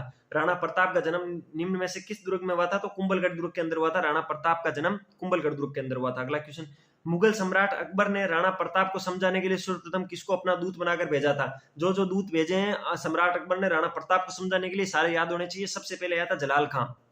सबसे पहले आया था जलाल खां। सबसे पहले आया था जलाल खां। जाला बिद्दा निम्न में से किसके योग्य सेनापति थे? तो राणा प्रताप के सेनापति थे जाला और बिद्दा। ठीक है, जाला और बिद्दा राणा प्रताप के सेनापति थे। अगले क्वेश्चन, मेवाड़ का कीका निम्न में से किसे कहा जाता है? तो कीका राणा प्रताप का बचपन का नाम है कीका। मेवाड़ का कीका या राणा प्रताप का बचपन का नाम है कीका। अगला क्वेश्चन, हल्दी घाटी युद्ध को खमनोर का युद्ध निम्नलिखित में से किसने कहा था? तो अबुल फजल ने। हल्दी घाटी का युद्ध, खमनोर का युद्ध अबुल फजल ने कहा था। अबुल फजल ने बोला था कि हल्दी घाटी का युद्ध है जो खमनोर का युद्ध है। ठीक है, अगले क्वेश्चन में, राणा प्रताप की संकटकालीन राजधानी कहाँ थी? तो राणा प्रताप की संकटकालीन राजधानी चावंड थी। राणा प्रताप की संकटकालीन राजधानी थी चावंड। राणा प्रताप की संकटकालीन राजधानी कहाँ थी? तो चावंड थी। ठीक है, अगला क्वेश्चन, भामाशाह जिसने अपनी सारी संपत्ति राणा प्रताप के चरणों में समर्पित कर दी थी, इसका संबंध किस जिले से था? एक भामाशाह था जिसने अपनी सारी संपत्ति राणा प्रताप को दी थी, तो वो पाली का, वो भामाशाह पाली का था। और भामाशाह का नाम क्या मैंने बता रखा ऑफलाइन क्लास के अंदर, कमेंट बॉक्स में जल्दी से छाप देना। अगला क्वेश्चन, हरिदास झाला किसके सेनापति थे? तो हरिदास झाला राणा अमर सिंह के सेनापति थे। हरिदास झाला राणा अमर सिंह के सेनापति थे। ठीक है, अगला क्वेश्चन, निम्न में से राणा प्रताप की छतरी कहाँ स्थित है? जहां जनवरी 1597 ईस्वी में राणा प्रताप की मृत्यु हुई थी। राणा प्रताप की छतरी पूछा गया, इसके आगे जो डिटेल दी गई वो आपको याद रखनी है कि जनवरी 1597 में राणा प्रताप की मृत्यु हुई थी। और राणा प्रताप की छतरी कहाँ है? तो बारडोली के अंदर है। राणा प्रताप की छतरी बारडोली के अंदर है। अगला क्वेश्चन, मेवाड़ का वह प्रथम शासक कौन सा है जिसके शासनकाल में मुगलों से संधियों का सर्वप्रथम दौर प्रारंभ हुआ था? मेवाड़ का प्रथम शासक कौन सा था जिसने शासनकाल में जो मुगल थे उनसे संधियां करने का प्रथम दौर शुरू हुआ था? तो राणा अमर सिंह था। राणा अमर सिंह के समय से मेवाड़ फिर जो मुगल साम्राज्य थे उनसे संधियां करना शुरू कर दी थी। जहाजपुर का परगना अकबर ने निम्न में से किसने प्रदान किया था? जहाजपुर का जो परगना है अकबर ने किसे प्रदान किया गया था? तो वो जगमाल को दिया था। जहाजपुर जगमाल को दिया था अकबर ने। ठीक है, अगला क्वेश्चन, निम्न में से कौन सी झील को डेबर झील के नाम से भी जाना जाता है? तो जयसमंद झील है, उसको डेबर झील के बारे में डेबर झील के नाम से भी जाना जाता है, उदयपुर के अंदर है। ठीक है, डेबर झील के नाम से भी जाना जाता है। अगला क्वेश्चन, महाराणा कर्ण सिंह द्वारा निर्मित दिलखुश महल व कर्ण विलास कहाँ स्थित है? तो उदयपुर के अंदर है। आपको पता है दिलखुश और कर्ण विलास है जो कर्ण सिंह ने बनवाए थे। दिलखुश और कर्ण विलास उदयपुर के अंदर है। निम्न में से किसके शासनकाल में औरंगजेब ने मेवाड़ राज्य से जजिया कर वसूला था? किसका शासनकाल था जिसमें औरंगजेब ने मेवाड़ राज्य से जजिया कर अपने? तो राणा जो राज सिंह था, महाराणा राज सिंह था ना, उसके शासनकाल के अंदर औरंगजेब ने मेवाड़ राज्य के जो लोग थे वहां से जजिया कर वसूला था। राज सिंह की पत्नी रामरसदे ने प्रसिद्ध त्रिमुखी बावड़ी का निर्माण कहाँ करवाया था? तो राजसमंद के अंदर। आपको पता है त्रिमुख बावड़ी कहाँ है? राजसमंद के अंदर। किसने बनवाया था? राज सिंह की पत्नी रामरसदे ने बनवाया था। एक्चुअली में ये क्वेश्चन हिस्ट्री टाइप लग रहा है, लेकिन मैंने आपको ज्योग्राफी में एक क्वेश्चन जब बावड़ियां पढ़ाई थी तो आपको मैंने ये पढ़ाया था। अगला क्वेश्चन, वह स्थान जहां पर राज सिंह ने द्वारकाधीश मंदिर का निर्माण करवाया था? तो कांकरोली। कांकरोली के अंदर राज सिंह ने द्वारकाधीश मंदिर का निर्माण करवाया था, कांकरोली के अंदर। ठीक है, वह स्थान जहां राज सिंह ने द्वारकाधीश मंदिर का निर्माण करवाया था, तो कांकरोली के अंदर द्वारकाधीश मंदिर का निर्माण करवाया था राज सिंह ने। अगला महल, पंचमहल निम्न में से कहाँ स्थित है? तो पंचमहल कहाँ है? बेराट के अंदर है। पंचमहल बेराट, जयपुर पंचमहल बेराट के अंदर। अगला क्वेश्चन, राजा मानसिंह प्रथम की मृत्यु किस सैन्य अभियान में हुई थी? तो जो इचलपुर का अभियान है उसके अंदर उनको डेंगू से मृत्यु हुई थी। राजा मानसिंह, उनकी मृत्यु इचलपुर के अभियान के अंदर हुई थी। मिर्जा राजा जयसिंह व शिवाजी के मध्य किस वर्ष ऐतिहासिक पुरंदर की संधि हुई थी? तो 11 जून 1665 को पुरंदर की संधि हुई थी। बहुत इंपॉर्टेंट क्वेश्चन है। पुरंदर की संधि कब हुई थी? तो 11 जून 1665 के अंदर हुई थी, मिर्जा राजा जयसिंह व शिवाजी के मध्य। पुरंदर की संधि मिर्जा राजा जयसिंह व शिवाजी के मध्य हुई थी 11 जून 1665 के अंदर। अगला क्वेश्चन, कवि बिहारी किसके दरबार की शोभा बढ़ाते थे? तो कवि बिहारी मिर्जा राजा जयसिंह के दरबार की शोभा बढ़ाते थे। कवि बिहारी किसके दरबार की शोभा बढ़ाते थे? तो कवि बिहारी मिर्जा राजा जयसिंह के दरबार की शोभा बढ़ाते थे। अगला क्वेश्चन, बनारस में संस्कृत विद्यालय का निर्माण किस शासक ने करवाया था? बनारस के अंदर जो संस्कृत विद्यालय है उसका निर्माण किस शासक ने करवाया था? तो मिर्जा राजा जयसिंह ने करवाया था। बनारस में संस्कृत विद्यालय का निर्माण मिर्जा राजा जयसिंह ने करवाया था। अगला क्वेश्चन, मानचित्र ग्रंथ की रचना निम्न में से किसने की थी? तो मानचित्र ग्रंथ की रचना राय मुरारीदास ने की थी। मुरारीदास ने की थी मानचित्र ग्रंथ की रचना राम मुरारीदास ने की थी, राय मुरारीदास ने की थी। जिस मोहम्मद साहिब जयसिंह कारिका नामक ज्योतिषी ग्रंथों की रचना किसने की थी? तो सवाई जयसिंह ने की थी। सवाई जयसिंह ने जिस मोहम्मद साहिब जयसिंह कारिका नामक ज्योतिषी ग्रंथों की रचना की थी। अगला क्वेश्चन, वह अंतिम हिंदू नरेश कौन सा है जिसने जयपुर के अश्वमेघ यज्ञ करवाया था? वह अंतिम हिंदू नरेश बताना आपको जिसने जयपुर में अश्वमेघ यज्ञ का निर्माण करवाया था, तो वो था सवाई जयसिंह। सवाई जयसिंह ने अंतिम हिंदू नरेश थे जिन्होंने जयपुर के अंदर अश्वमेघ यज्ञ का निर्माण करवाया था। ईस्ट इंडिया कंपनी से संधि जयपुर के किस कछावा शासक ने की थी? तो वो थी गत सिंह द्वितीय ने। ईस्ट इंडिया कंपनी से संधि जयपुर के किस कछावा शासक ने की थी? तो गत सिंह द्वितीय ने की थी। ईस्ट इंडिया कंपनी से संधि की थी जयपुर के अंदर, कछावा शासक था। ठीक है, अगला क्वेश्चन, 1857 की क्रांति के समय अलवर के शासक निम्न में से कौन थे? जब 1857 की क्रांति हुई थी उस समय अलवर के शासक कौन थे? तो विनय सिंह थे अलवर के शासक। ठीक है, याद रखना 1857 की क्रांति के समय अलवर के शासक थे विनय सिंह। चौहान राजा पृथ्वीराज तृतीय का जन्म कहाँ हुआ था? चौहान राजा जो पृथ्वीराज तृतीय उनका जन्म हुआ था अहिनल पाटन में, अनहिल पाटल में हुआ था। अगला क्वेश्चन, चौहानों की देवड़ा शाखा का राज्य कहाँ स्थित था, तो था सिरोही के अंदर। चौहानों की देवड़ा शाखा का राज्य था चौहानों सिरोही के अंदर, याद रखना है। चौहानों की जो देवड़ा शाखा है वो सिरोही के अंदर थी। ईस्ट इंडिया कंपनी से संधि सिरोही में किस शासक ने की थी, जो सिरोही से ईस्ट इंडिया कंपनी की संधि है वो किस शासक ने की थी, तो शिव सिंह थे। सिरोही के शिव सिंह ने ईस्ट इंडिया कंपनी से संधि की थी। अगला क्वेश्चन, विश्व विजेता की उपाधि निम्न में से किसने धारण की थी, तो पृथ्वीराज तृतीय था, जिसको विश्व विजेता बोला जाता था। विश्व विजेता की उपाधि किसने धारण की थी, पृथ्वीराज तृतीय ने। अगला क्वेश्चन, तराइन का वे ऐतिहासिक मैदान कहाँ स्थित है जहां पृथ्वीराज चौहान व मोहम्मद गोरी के बीच युद्ध हुआ था। तराइन का वे ऐतिहासिक मैदान कहाँ स्थित है जहां पृथ्वीराज चौहान व मोहम्मद गोरी के बीच में युद्ध हुआ था, तो करनाल। करनाल के अंदर पृथ्वीराज चौहान व मोहम्मद गोरी के बीच में युद्ध हुआ था। तराइन का युद्ध था करनाल के अंदर हुआ था, करनाल हरियाणा। अगला क्वेश्चन, जोधपुर के किस राठौड़ शासक को राठौड़ वंश का मूल पुरुष कहा जाता है, तो राव सिंह को। जोधपुर के किस राठौड़ शासक को राठौड़ वंश का मूल पुरुष कहा जाता है, तो राव सिंह को। ठीक है, अगला क्वेश्चन, किस विजय के उपरांत मुगल सम्राट शाहजहां ने राजा जय सिंह को मिर्जा की उपाधि दी थी, तो बंगाल विजय। किस विजय के उपरांत मुगल सम्राट शाहजहां ने राजा जय सिंह को मिर्जा की उपाधि दी थी, तो बंगाल विजय पर। ठीक है, बंगाल विजय इसका राइट ऑप्शन होगा। अगला क्वेश्चन, कछावा शासक सवाई जय सिंह को सवाई की उपाधि किसने प्रदान की थी, तो औरंगजेब ने। कछावा शासक सवाई जय सिंह को सवाई की उपाधि किसने प्रदान की थी, औरंगजेब ने। औरंगजेब ने कछावा शासक सवाई जय सिंह को सवाई की उपाधि औरंगजेब ने दी थी। अगला क्वेश्चन, 17 जुलाई 1734 ईस्वी को हुडा सम्मेलन में किसने भाग लिया था। एक तो 17 जुलाई 1734 याद है, हुडा सम्मेलन की डेट है, याद रखना 17 जुलाई 1734। ठीक है, किसने भाग लिया था, तो जयपुर से भाग लिया था मिर्जा राजा जयसिंह ने। मिर्जा राजा जयसिंह ने। आमेर का नाम मोमिनाबाद निम्न में से किस शासक ने रखा था। आमेर का नाम मोमिनाबाद रख दिया था, और वो रखा था बहादुर शाह प्रथम ने। जो बहादुर शाह प्रथम था, उसने आमेर का नाम मोमिनाबाद रख दिया था। अगला क्वेश्चन, सवाई ईश्वरी सिंह ने जयपुर में त्रिपोलिया बाजार में ईसरलाट मीनार का निर्माण किस विजय के उपरांत करवाया था। तो इस क्वेश्चन की जो लाइन है वो आपको याद होनी चाहिए, बहुत ही इंपॉर्टेंट लाइन है कि सवाई ईश्वरी सिंह ने जयपुर के अंदर त्रिपोलिया बाजार के अंदर ईसरलाट मीनार का निर्माण करवाया था। लास्ट में इसी ईसरलाट से कूद गए सवाई ईश्वरी सिंह ने आत्महत्या की थी, और वो किस विजय पर मनाया था, तो राजमहल की जब विजय हुई थी, राजमहल की विजय पर मनाया था। ठीक है, किस शैली में नाहरगढ़ दुर्ग में 9 महलों का निर्माण करवाया गया। शैली का नाम बताना है, वो शैली किसकी शैली बतानी है। नाहरगढ़ दुर्ग में जो 9 महल है उनका निर्माण कौन सी शैली में हुआ था, विक्टोरिया शैली के अंदर हुआ है। ठीक है, विक्टोरिया शैली के अंदर नाहरगढ़ दुर्ग में 9 महलों का निर्माण हुआ है। ठीक है, 22वीं गुणीजन खाना किसके शासनकाल को शोभा बढ़ाते थे, तो 22 और जो गुणज खाना थे वो सवाई प्रताप सिंह के बारे में थे। कला के बहुत बढ़िया थे वो, 22 लोगों को ग्रुप रखते थे, 22 ही हैं, जिसको 22वीं गुणीजन खाना सवाई प्रताप सिंह के। ठीक है, अगला क्वेश्चन, सवाई प्रताप सिंह ने अपने किस दरबारी कवि को युद्ध प्रकाश की उपाधि दी थी। सवाई जो प्रताप सिंह है जो जयपुर वाले, उन्होंने अपने किस दरबारी कवि को युद्ध प्रकाश की उपाधि दी थी, तो वह थी चांद खां।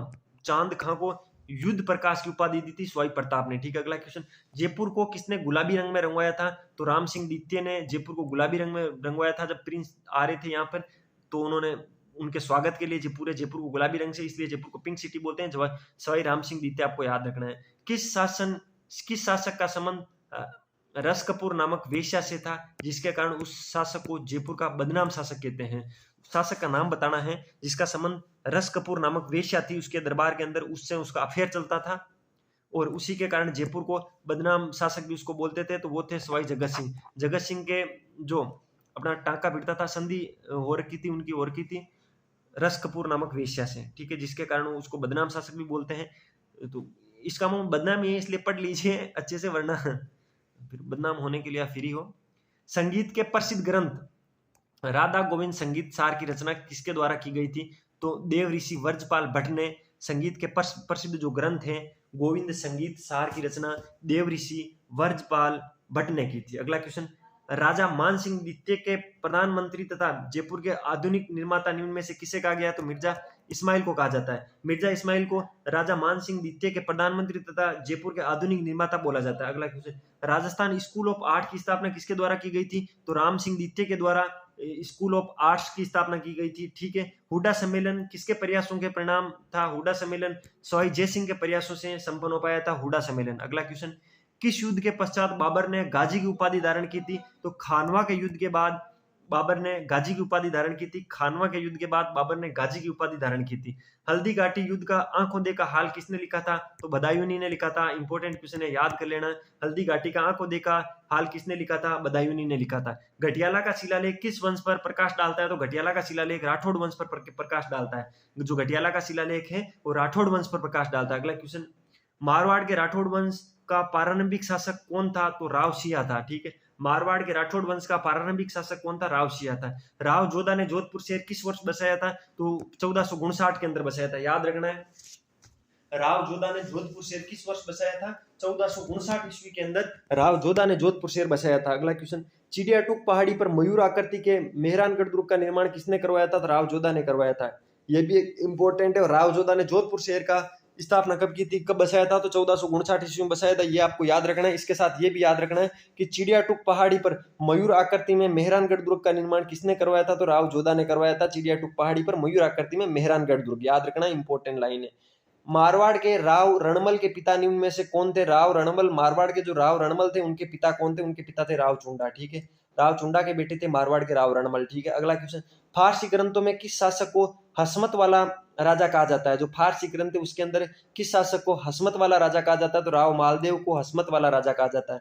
राजपूताने में किस महिला को रूठी रानी कहा जाता है, जो अपने पति से विवाह के पश्चात रूठ गई थी? तो उमादे को रूठी रानी के नाम से जाना जाता है। उमादे को रूठी रानी के नाम से जाना जाता है। अगर देख लीजिए दोस्तों, मैं आपके लिए इतनी मेहनत कर रहा हूँ, इतना इंपॉर्टेंट और इतने अच्छा कंटेंट मैं आपके लिए प्रोवाइड करवा रहा हूँ, उसके साथ मैं आपको यहाँ मैंने सोचा कि वो अपनी क्लासेज रेगुलर चल रही है, ऐसा नहीं है वो क्लासें अपन बंद होगी। राजस्थान ज्योग्राफी वाली क्लास है अभी भी, जो राजस्थान ज्योग्राफी की टेस्ट सीरीज है वहां पर कंटिन्यू चल रही है। मैं सोच रहा हूँ अभी जैसे वनपाल वन रक्षक का जो एग्जाम हो रहा है उसके अंदर बच्चे पढ़ना चाहते हैं तो मैं सारे इंपॉर्टेंट 550 क्वेश्चन यहाँ करवा दूँ। मैंने सबसे पहले तो इंपॉर्टेंट 550 क्वेश्चनों का संकलन किया था, उसके बाद मैंने उनको टाइप किया है, अब मैं आपको यहाँ पे पढ़वा रहा हूँ। आपके लिए मैं इतनी मेहनत कर रहा हूँ तो आपका भी फर्ज बनता है कि इस वीडियो को लाइक कर दें, चैनल को सब्सक्राइब कर दें और कमेंट करके बताएं कैसा क्या है। अच्छा लगा तो बताएं, बुरा लगा तो बताएं। अपने दोस्तों से ज़्यादा शेयर करें, आप सपोर्ट जरूर बनाएं। और अगर आपको अच्छा कंटेंट पढ़ना है तो आप इन्फ्यूजन नोट्स के नोट्स जरूर खरीदना। मेरा कहना आपको यही है कि आप इन्फ्यूजन के नोट्स एक बार खरीदना जरूर। आप पढ़ के बता दोगे कि सर मजा आ गया, क्या चीज़ बताई आपने, क्योंकि इसके अंदर एग्जाम रिलेटेड सारा कंटेंट आपको एक जगह प्रोवाइड हो जाएगा। सारी 3-4 बुकलेटों में तो आपकी पूरी वैकेंसी कंप्लीट हो जाती है। ठीक है, तो आप उन चीज़ों को याद रखना, पता करना इसके बारे में। अगला क्वेश्चन क्या है, राव चुंडा ने अपनी कौन सी पुत्री का विवाह राणा लाखा से किया था? तो हंसाबाई का विवाह राव चुंडा ने अपनी जो हंसाबाई है उसका विवाह राणा लाखा से किया था। ठीक है, राव चुंडा की बेटी हंसाबाई थी जिसका विवाह राव चुंडा ने अपने राणा लाखा से करवाया था। अगला क्वेश्चन क्या है, मारवाड़ के इतिहास में निम्न में से किसे भूला बिसरा राजा के नाम से जाना जाता है? तो रावचंद्र सेन को मारवाड़ के इतिहास में भूला बिसरा राजा के नाम से जाना जाता है, रावचंद्र सेन को, रावचंद्र सेन को। ठीक है, राव दुर्गादास को क्या जाना जाता है? वो आप कमेंट बॉक्स में छापाना, दुर्गादास के बारे में आप कमेंट बॉक्स में जरूर लिखना। नागौर में भव्य दरबार का आयोजन किस वर्ष हुआ था? नागौर के भव्य दरबार का 1570 के अंदर हुआ था आयोजन। ठीक है, 1570 के अंदर। आप हिस्ट्री वगैरह में डेटों की ज्यादा लोड मत लिया करो, कोशिश कर लिया करो याद हो जाए तो ठीक है, अदरवाइज ये क्वेश्चन छोड़ने के लिए आते हैं, इनमें आप टप्पा मत मारा करो। और अगर कोई बड़ी बड़ी जो डेटे हैं जैसे हल्दीघाटी के युद्ध हो गया, तराइन के युद्ध हो गया, इनकी याद कर लेना, खानवा के युद्ध हो गया, बाकी इतनी डेटे आपको याद करने की जरूरत नहीं है। इतिहास में डेटे बहुत कम पूछी जाती है, रेयर एग्जाम में पूछी जाती है।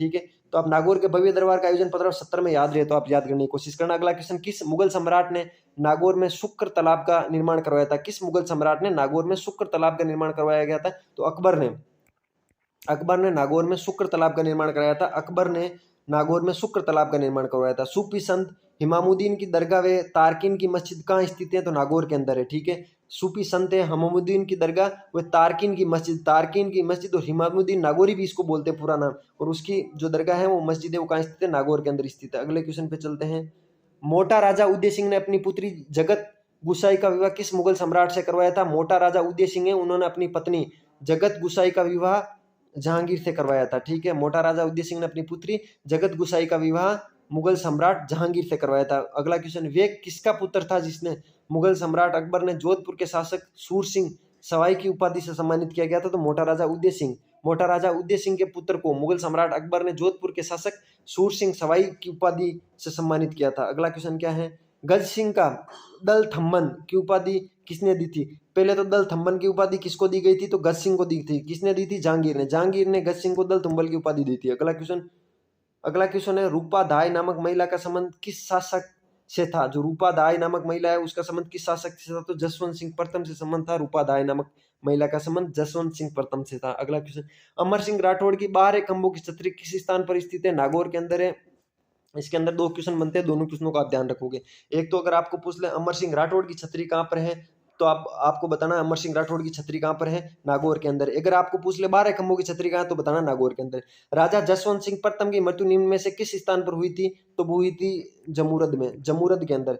राजा जसवंत सिंह प्रथम की मृत्यु किस स्थान पर हुई थी? जमरूद के अंदर हुई थी। अगला क्वेश्चन, आज कुफर का दरवाजा टूट गया, ये कथन औरंगजेब ने किसकी मृत्यु पर कहा था?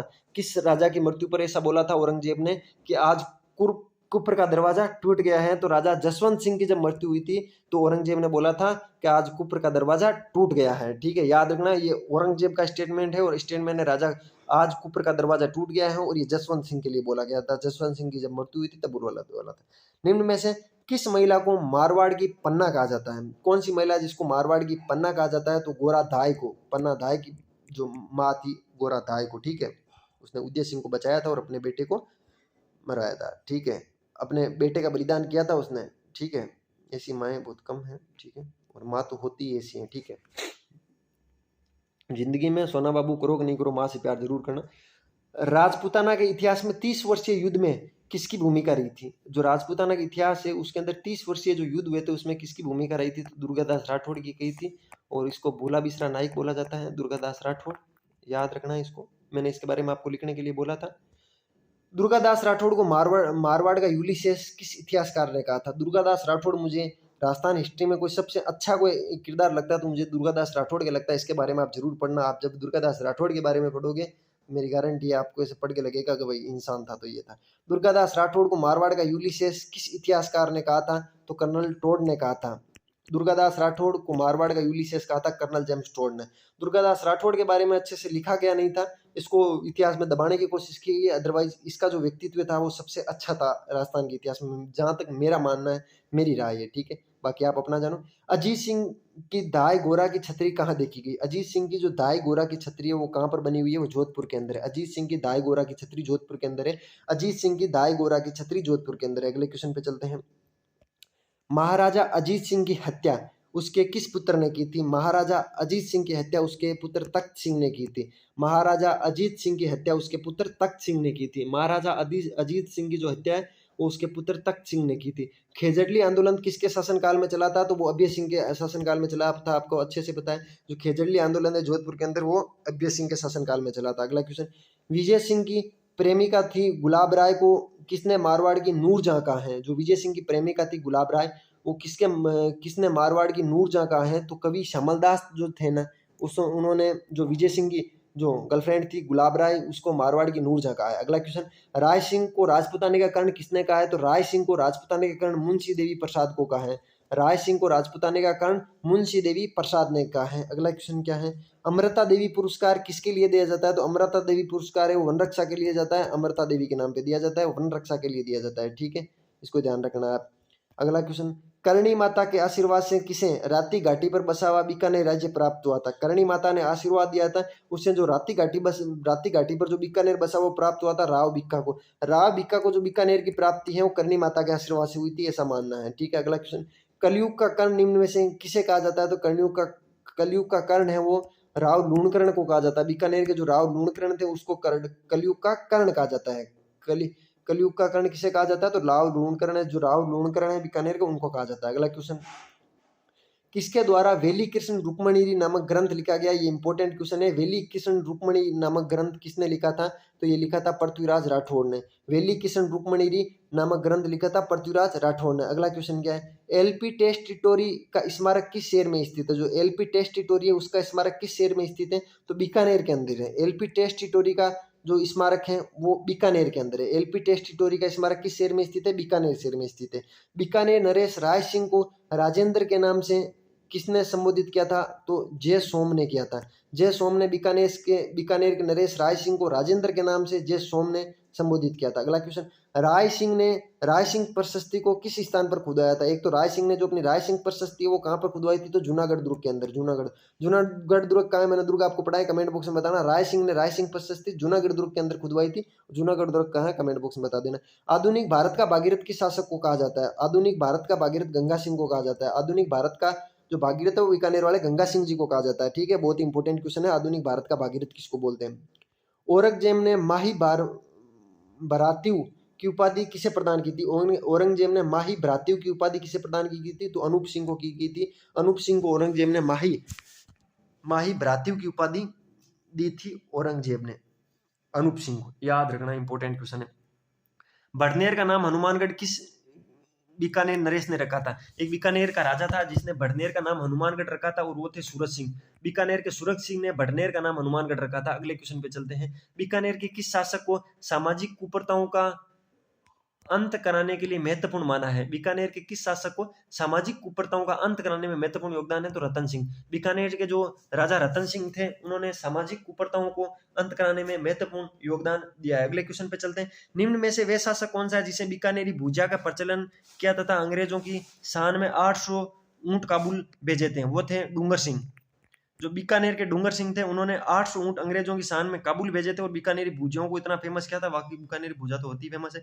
निम्न में से वे शासक कौन सा है जिसे ईस्ट इंडिया कंपनी की तहे दिल से सेवा की थी, तो जो गंगा सिंह थे, गंगा सिंह ने ईस्ट इंडिया कंपनी की तहे दिल से सेवा की थी, वो थे बीकानेर के गंगा सिंह। बिसल देव रासो नामक ग्रंथ किसने लिखा था, तो वो लिखा था नरपत नाला ने। नरपत सिंह नाला थे, उसने बिसल देव रासो की नामक ग्रंथ की रचना की थी। अगला क्वेश्चन। गंगा सिंह ने गंगा गोल्डन जुबली म्यूजियम की स्थापना किस स्थान पर की गई थी, तो वो अपने स्थान बीकानेर पर की थी, बीकानेर में की थी।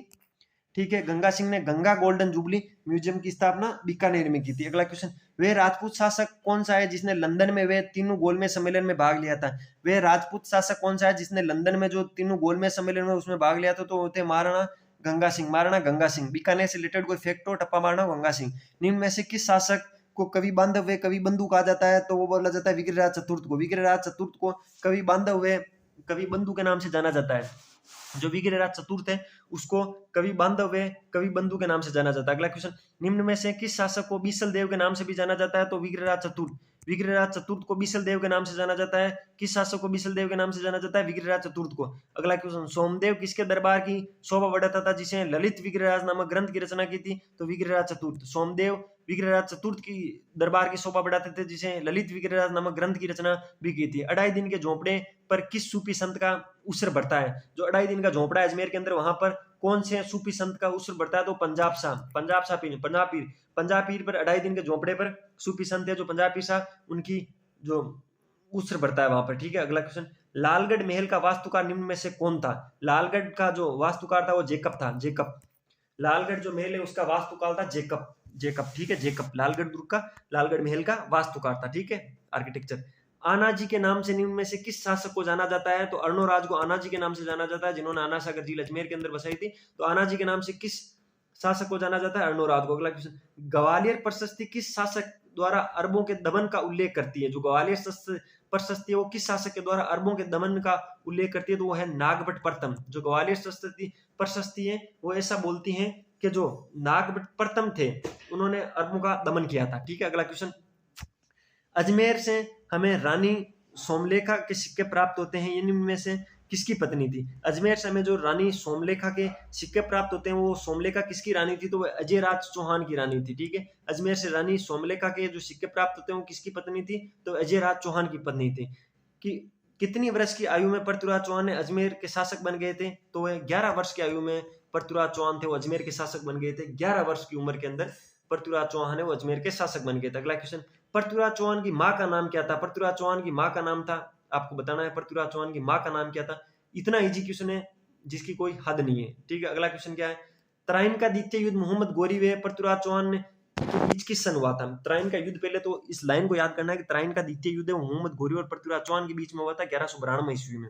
ठीक है, तराइन का जो द्वितीय युद्ध है वो मोहम्मद गोरी व पृथ्वीराज चौहान के बीच में 1192 में हुआ था। प्रथम युद्ध कब हुआ था कमेंट बॉक्स में छापना है। द्वितीय युद्ध तो 1192 मैंने बता दिया, मोहम्मद गोरी और पृथ्वीराज चौहान के बीच हुआ है। अगला। संयोगिता कहाँ की रानी थी, तो संयोगिता कन्नौज की जयसमंद की पुत्री थी। जो कन्नौज के जयसमंद है उनकी पुत्री थी, तो कहाँ की रानी थी, कन्नौज के जयसमंद की पुत्री थी। ठीक है, अगला क्वेश्चन। अई छत्रपुर निम्नलिखित में से किसकी राजधानी थी, तो चौहानों की राजधानी थी अई छत्रपुर। चौहानों की राजधानी थी अई छत्रपुर। किस शासक के द्वारा ग्वालियर प्रशस्ति अरबों के दमन का उल्लेख करती है, तो नागभट्ट प्रथम। ये क्वेश्चन वापस रिपीट हुआ, कहीं ना कहीं गलती से मिस्टेक हुआ। किस शासक द्वारा ग्वालियर प्रशस्ति में अरबों के दमन का उल्लेख मिलती है, तो नागभट्ट प्रथम इसका राइट ऑप्शन है। ठीक है,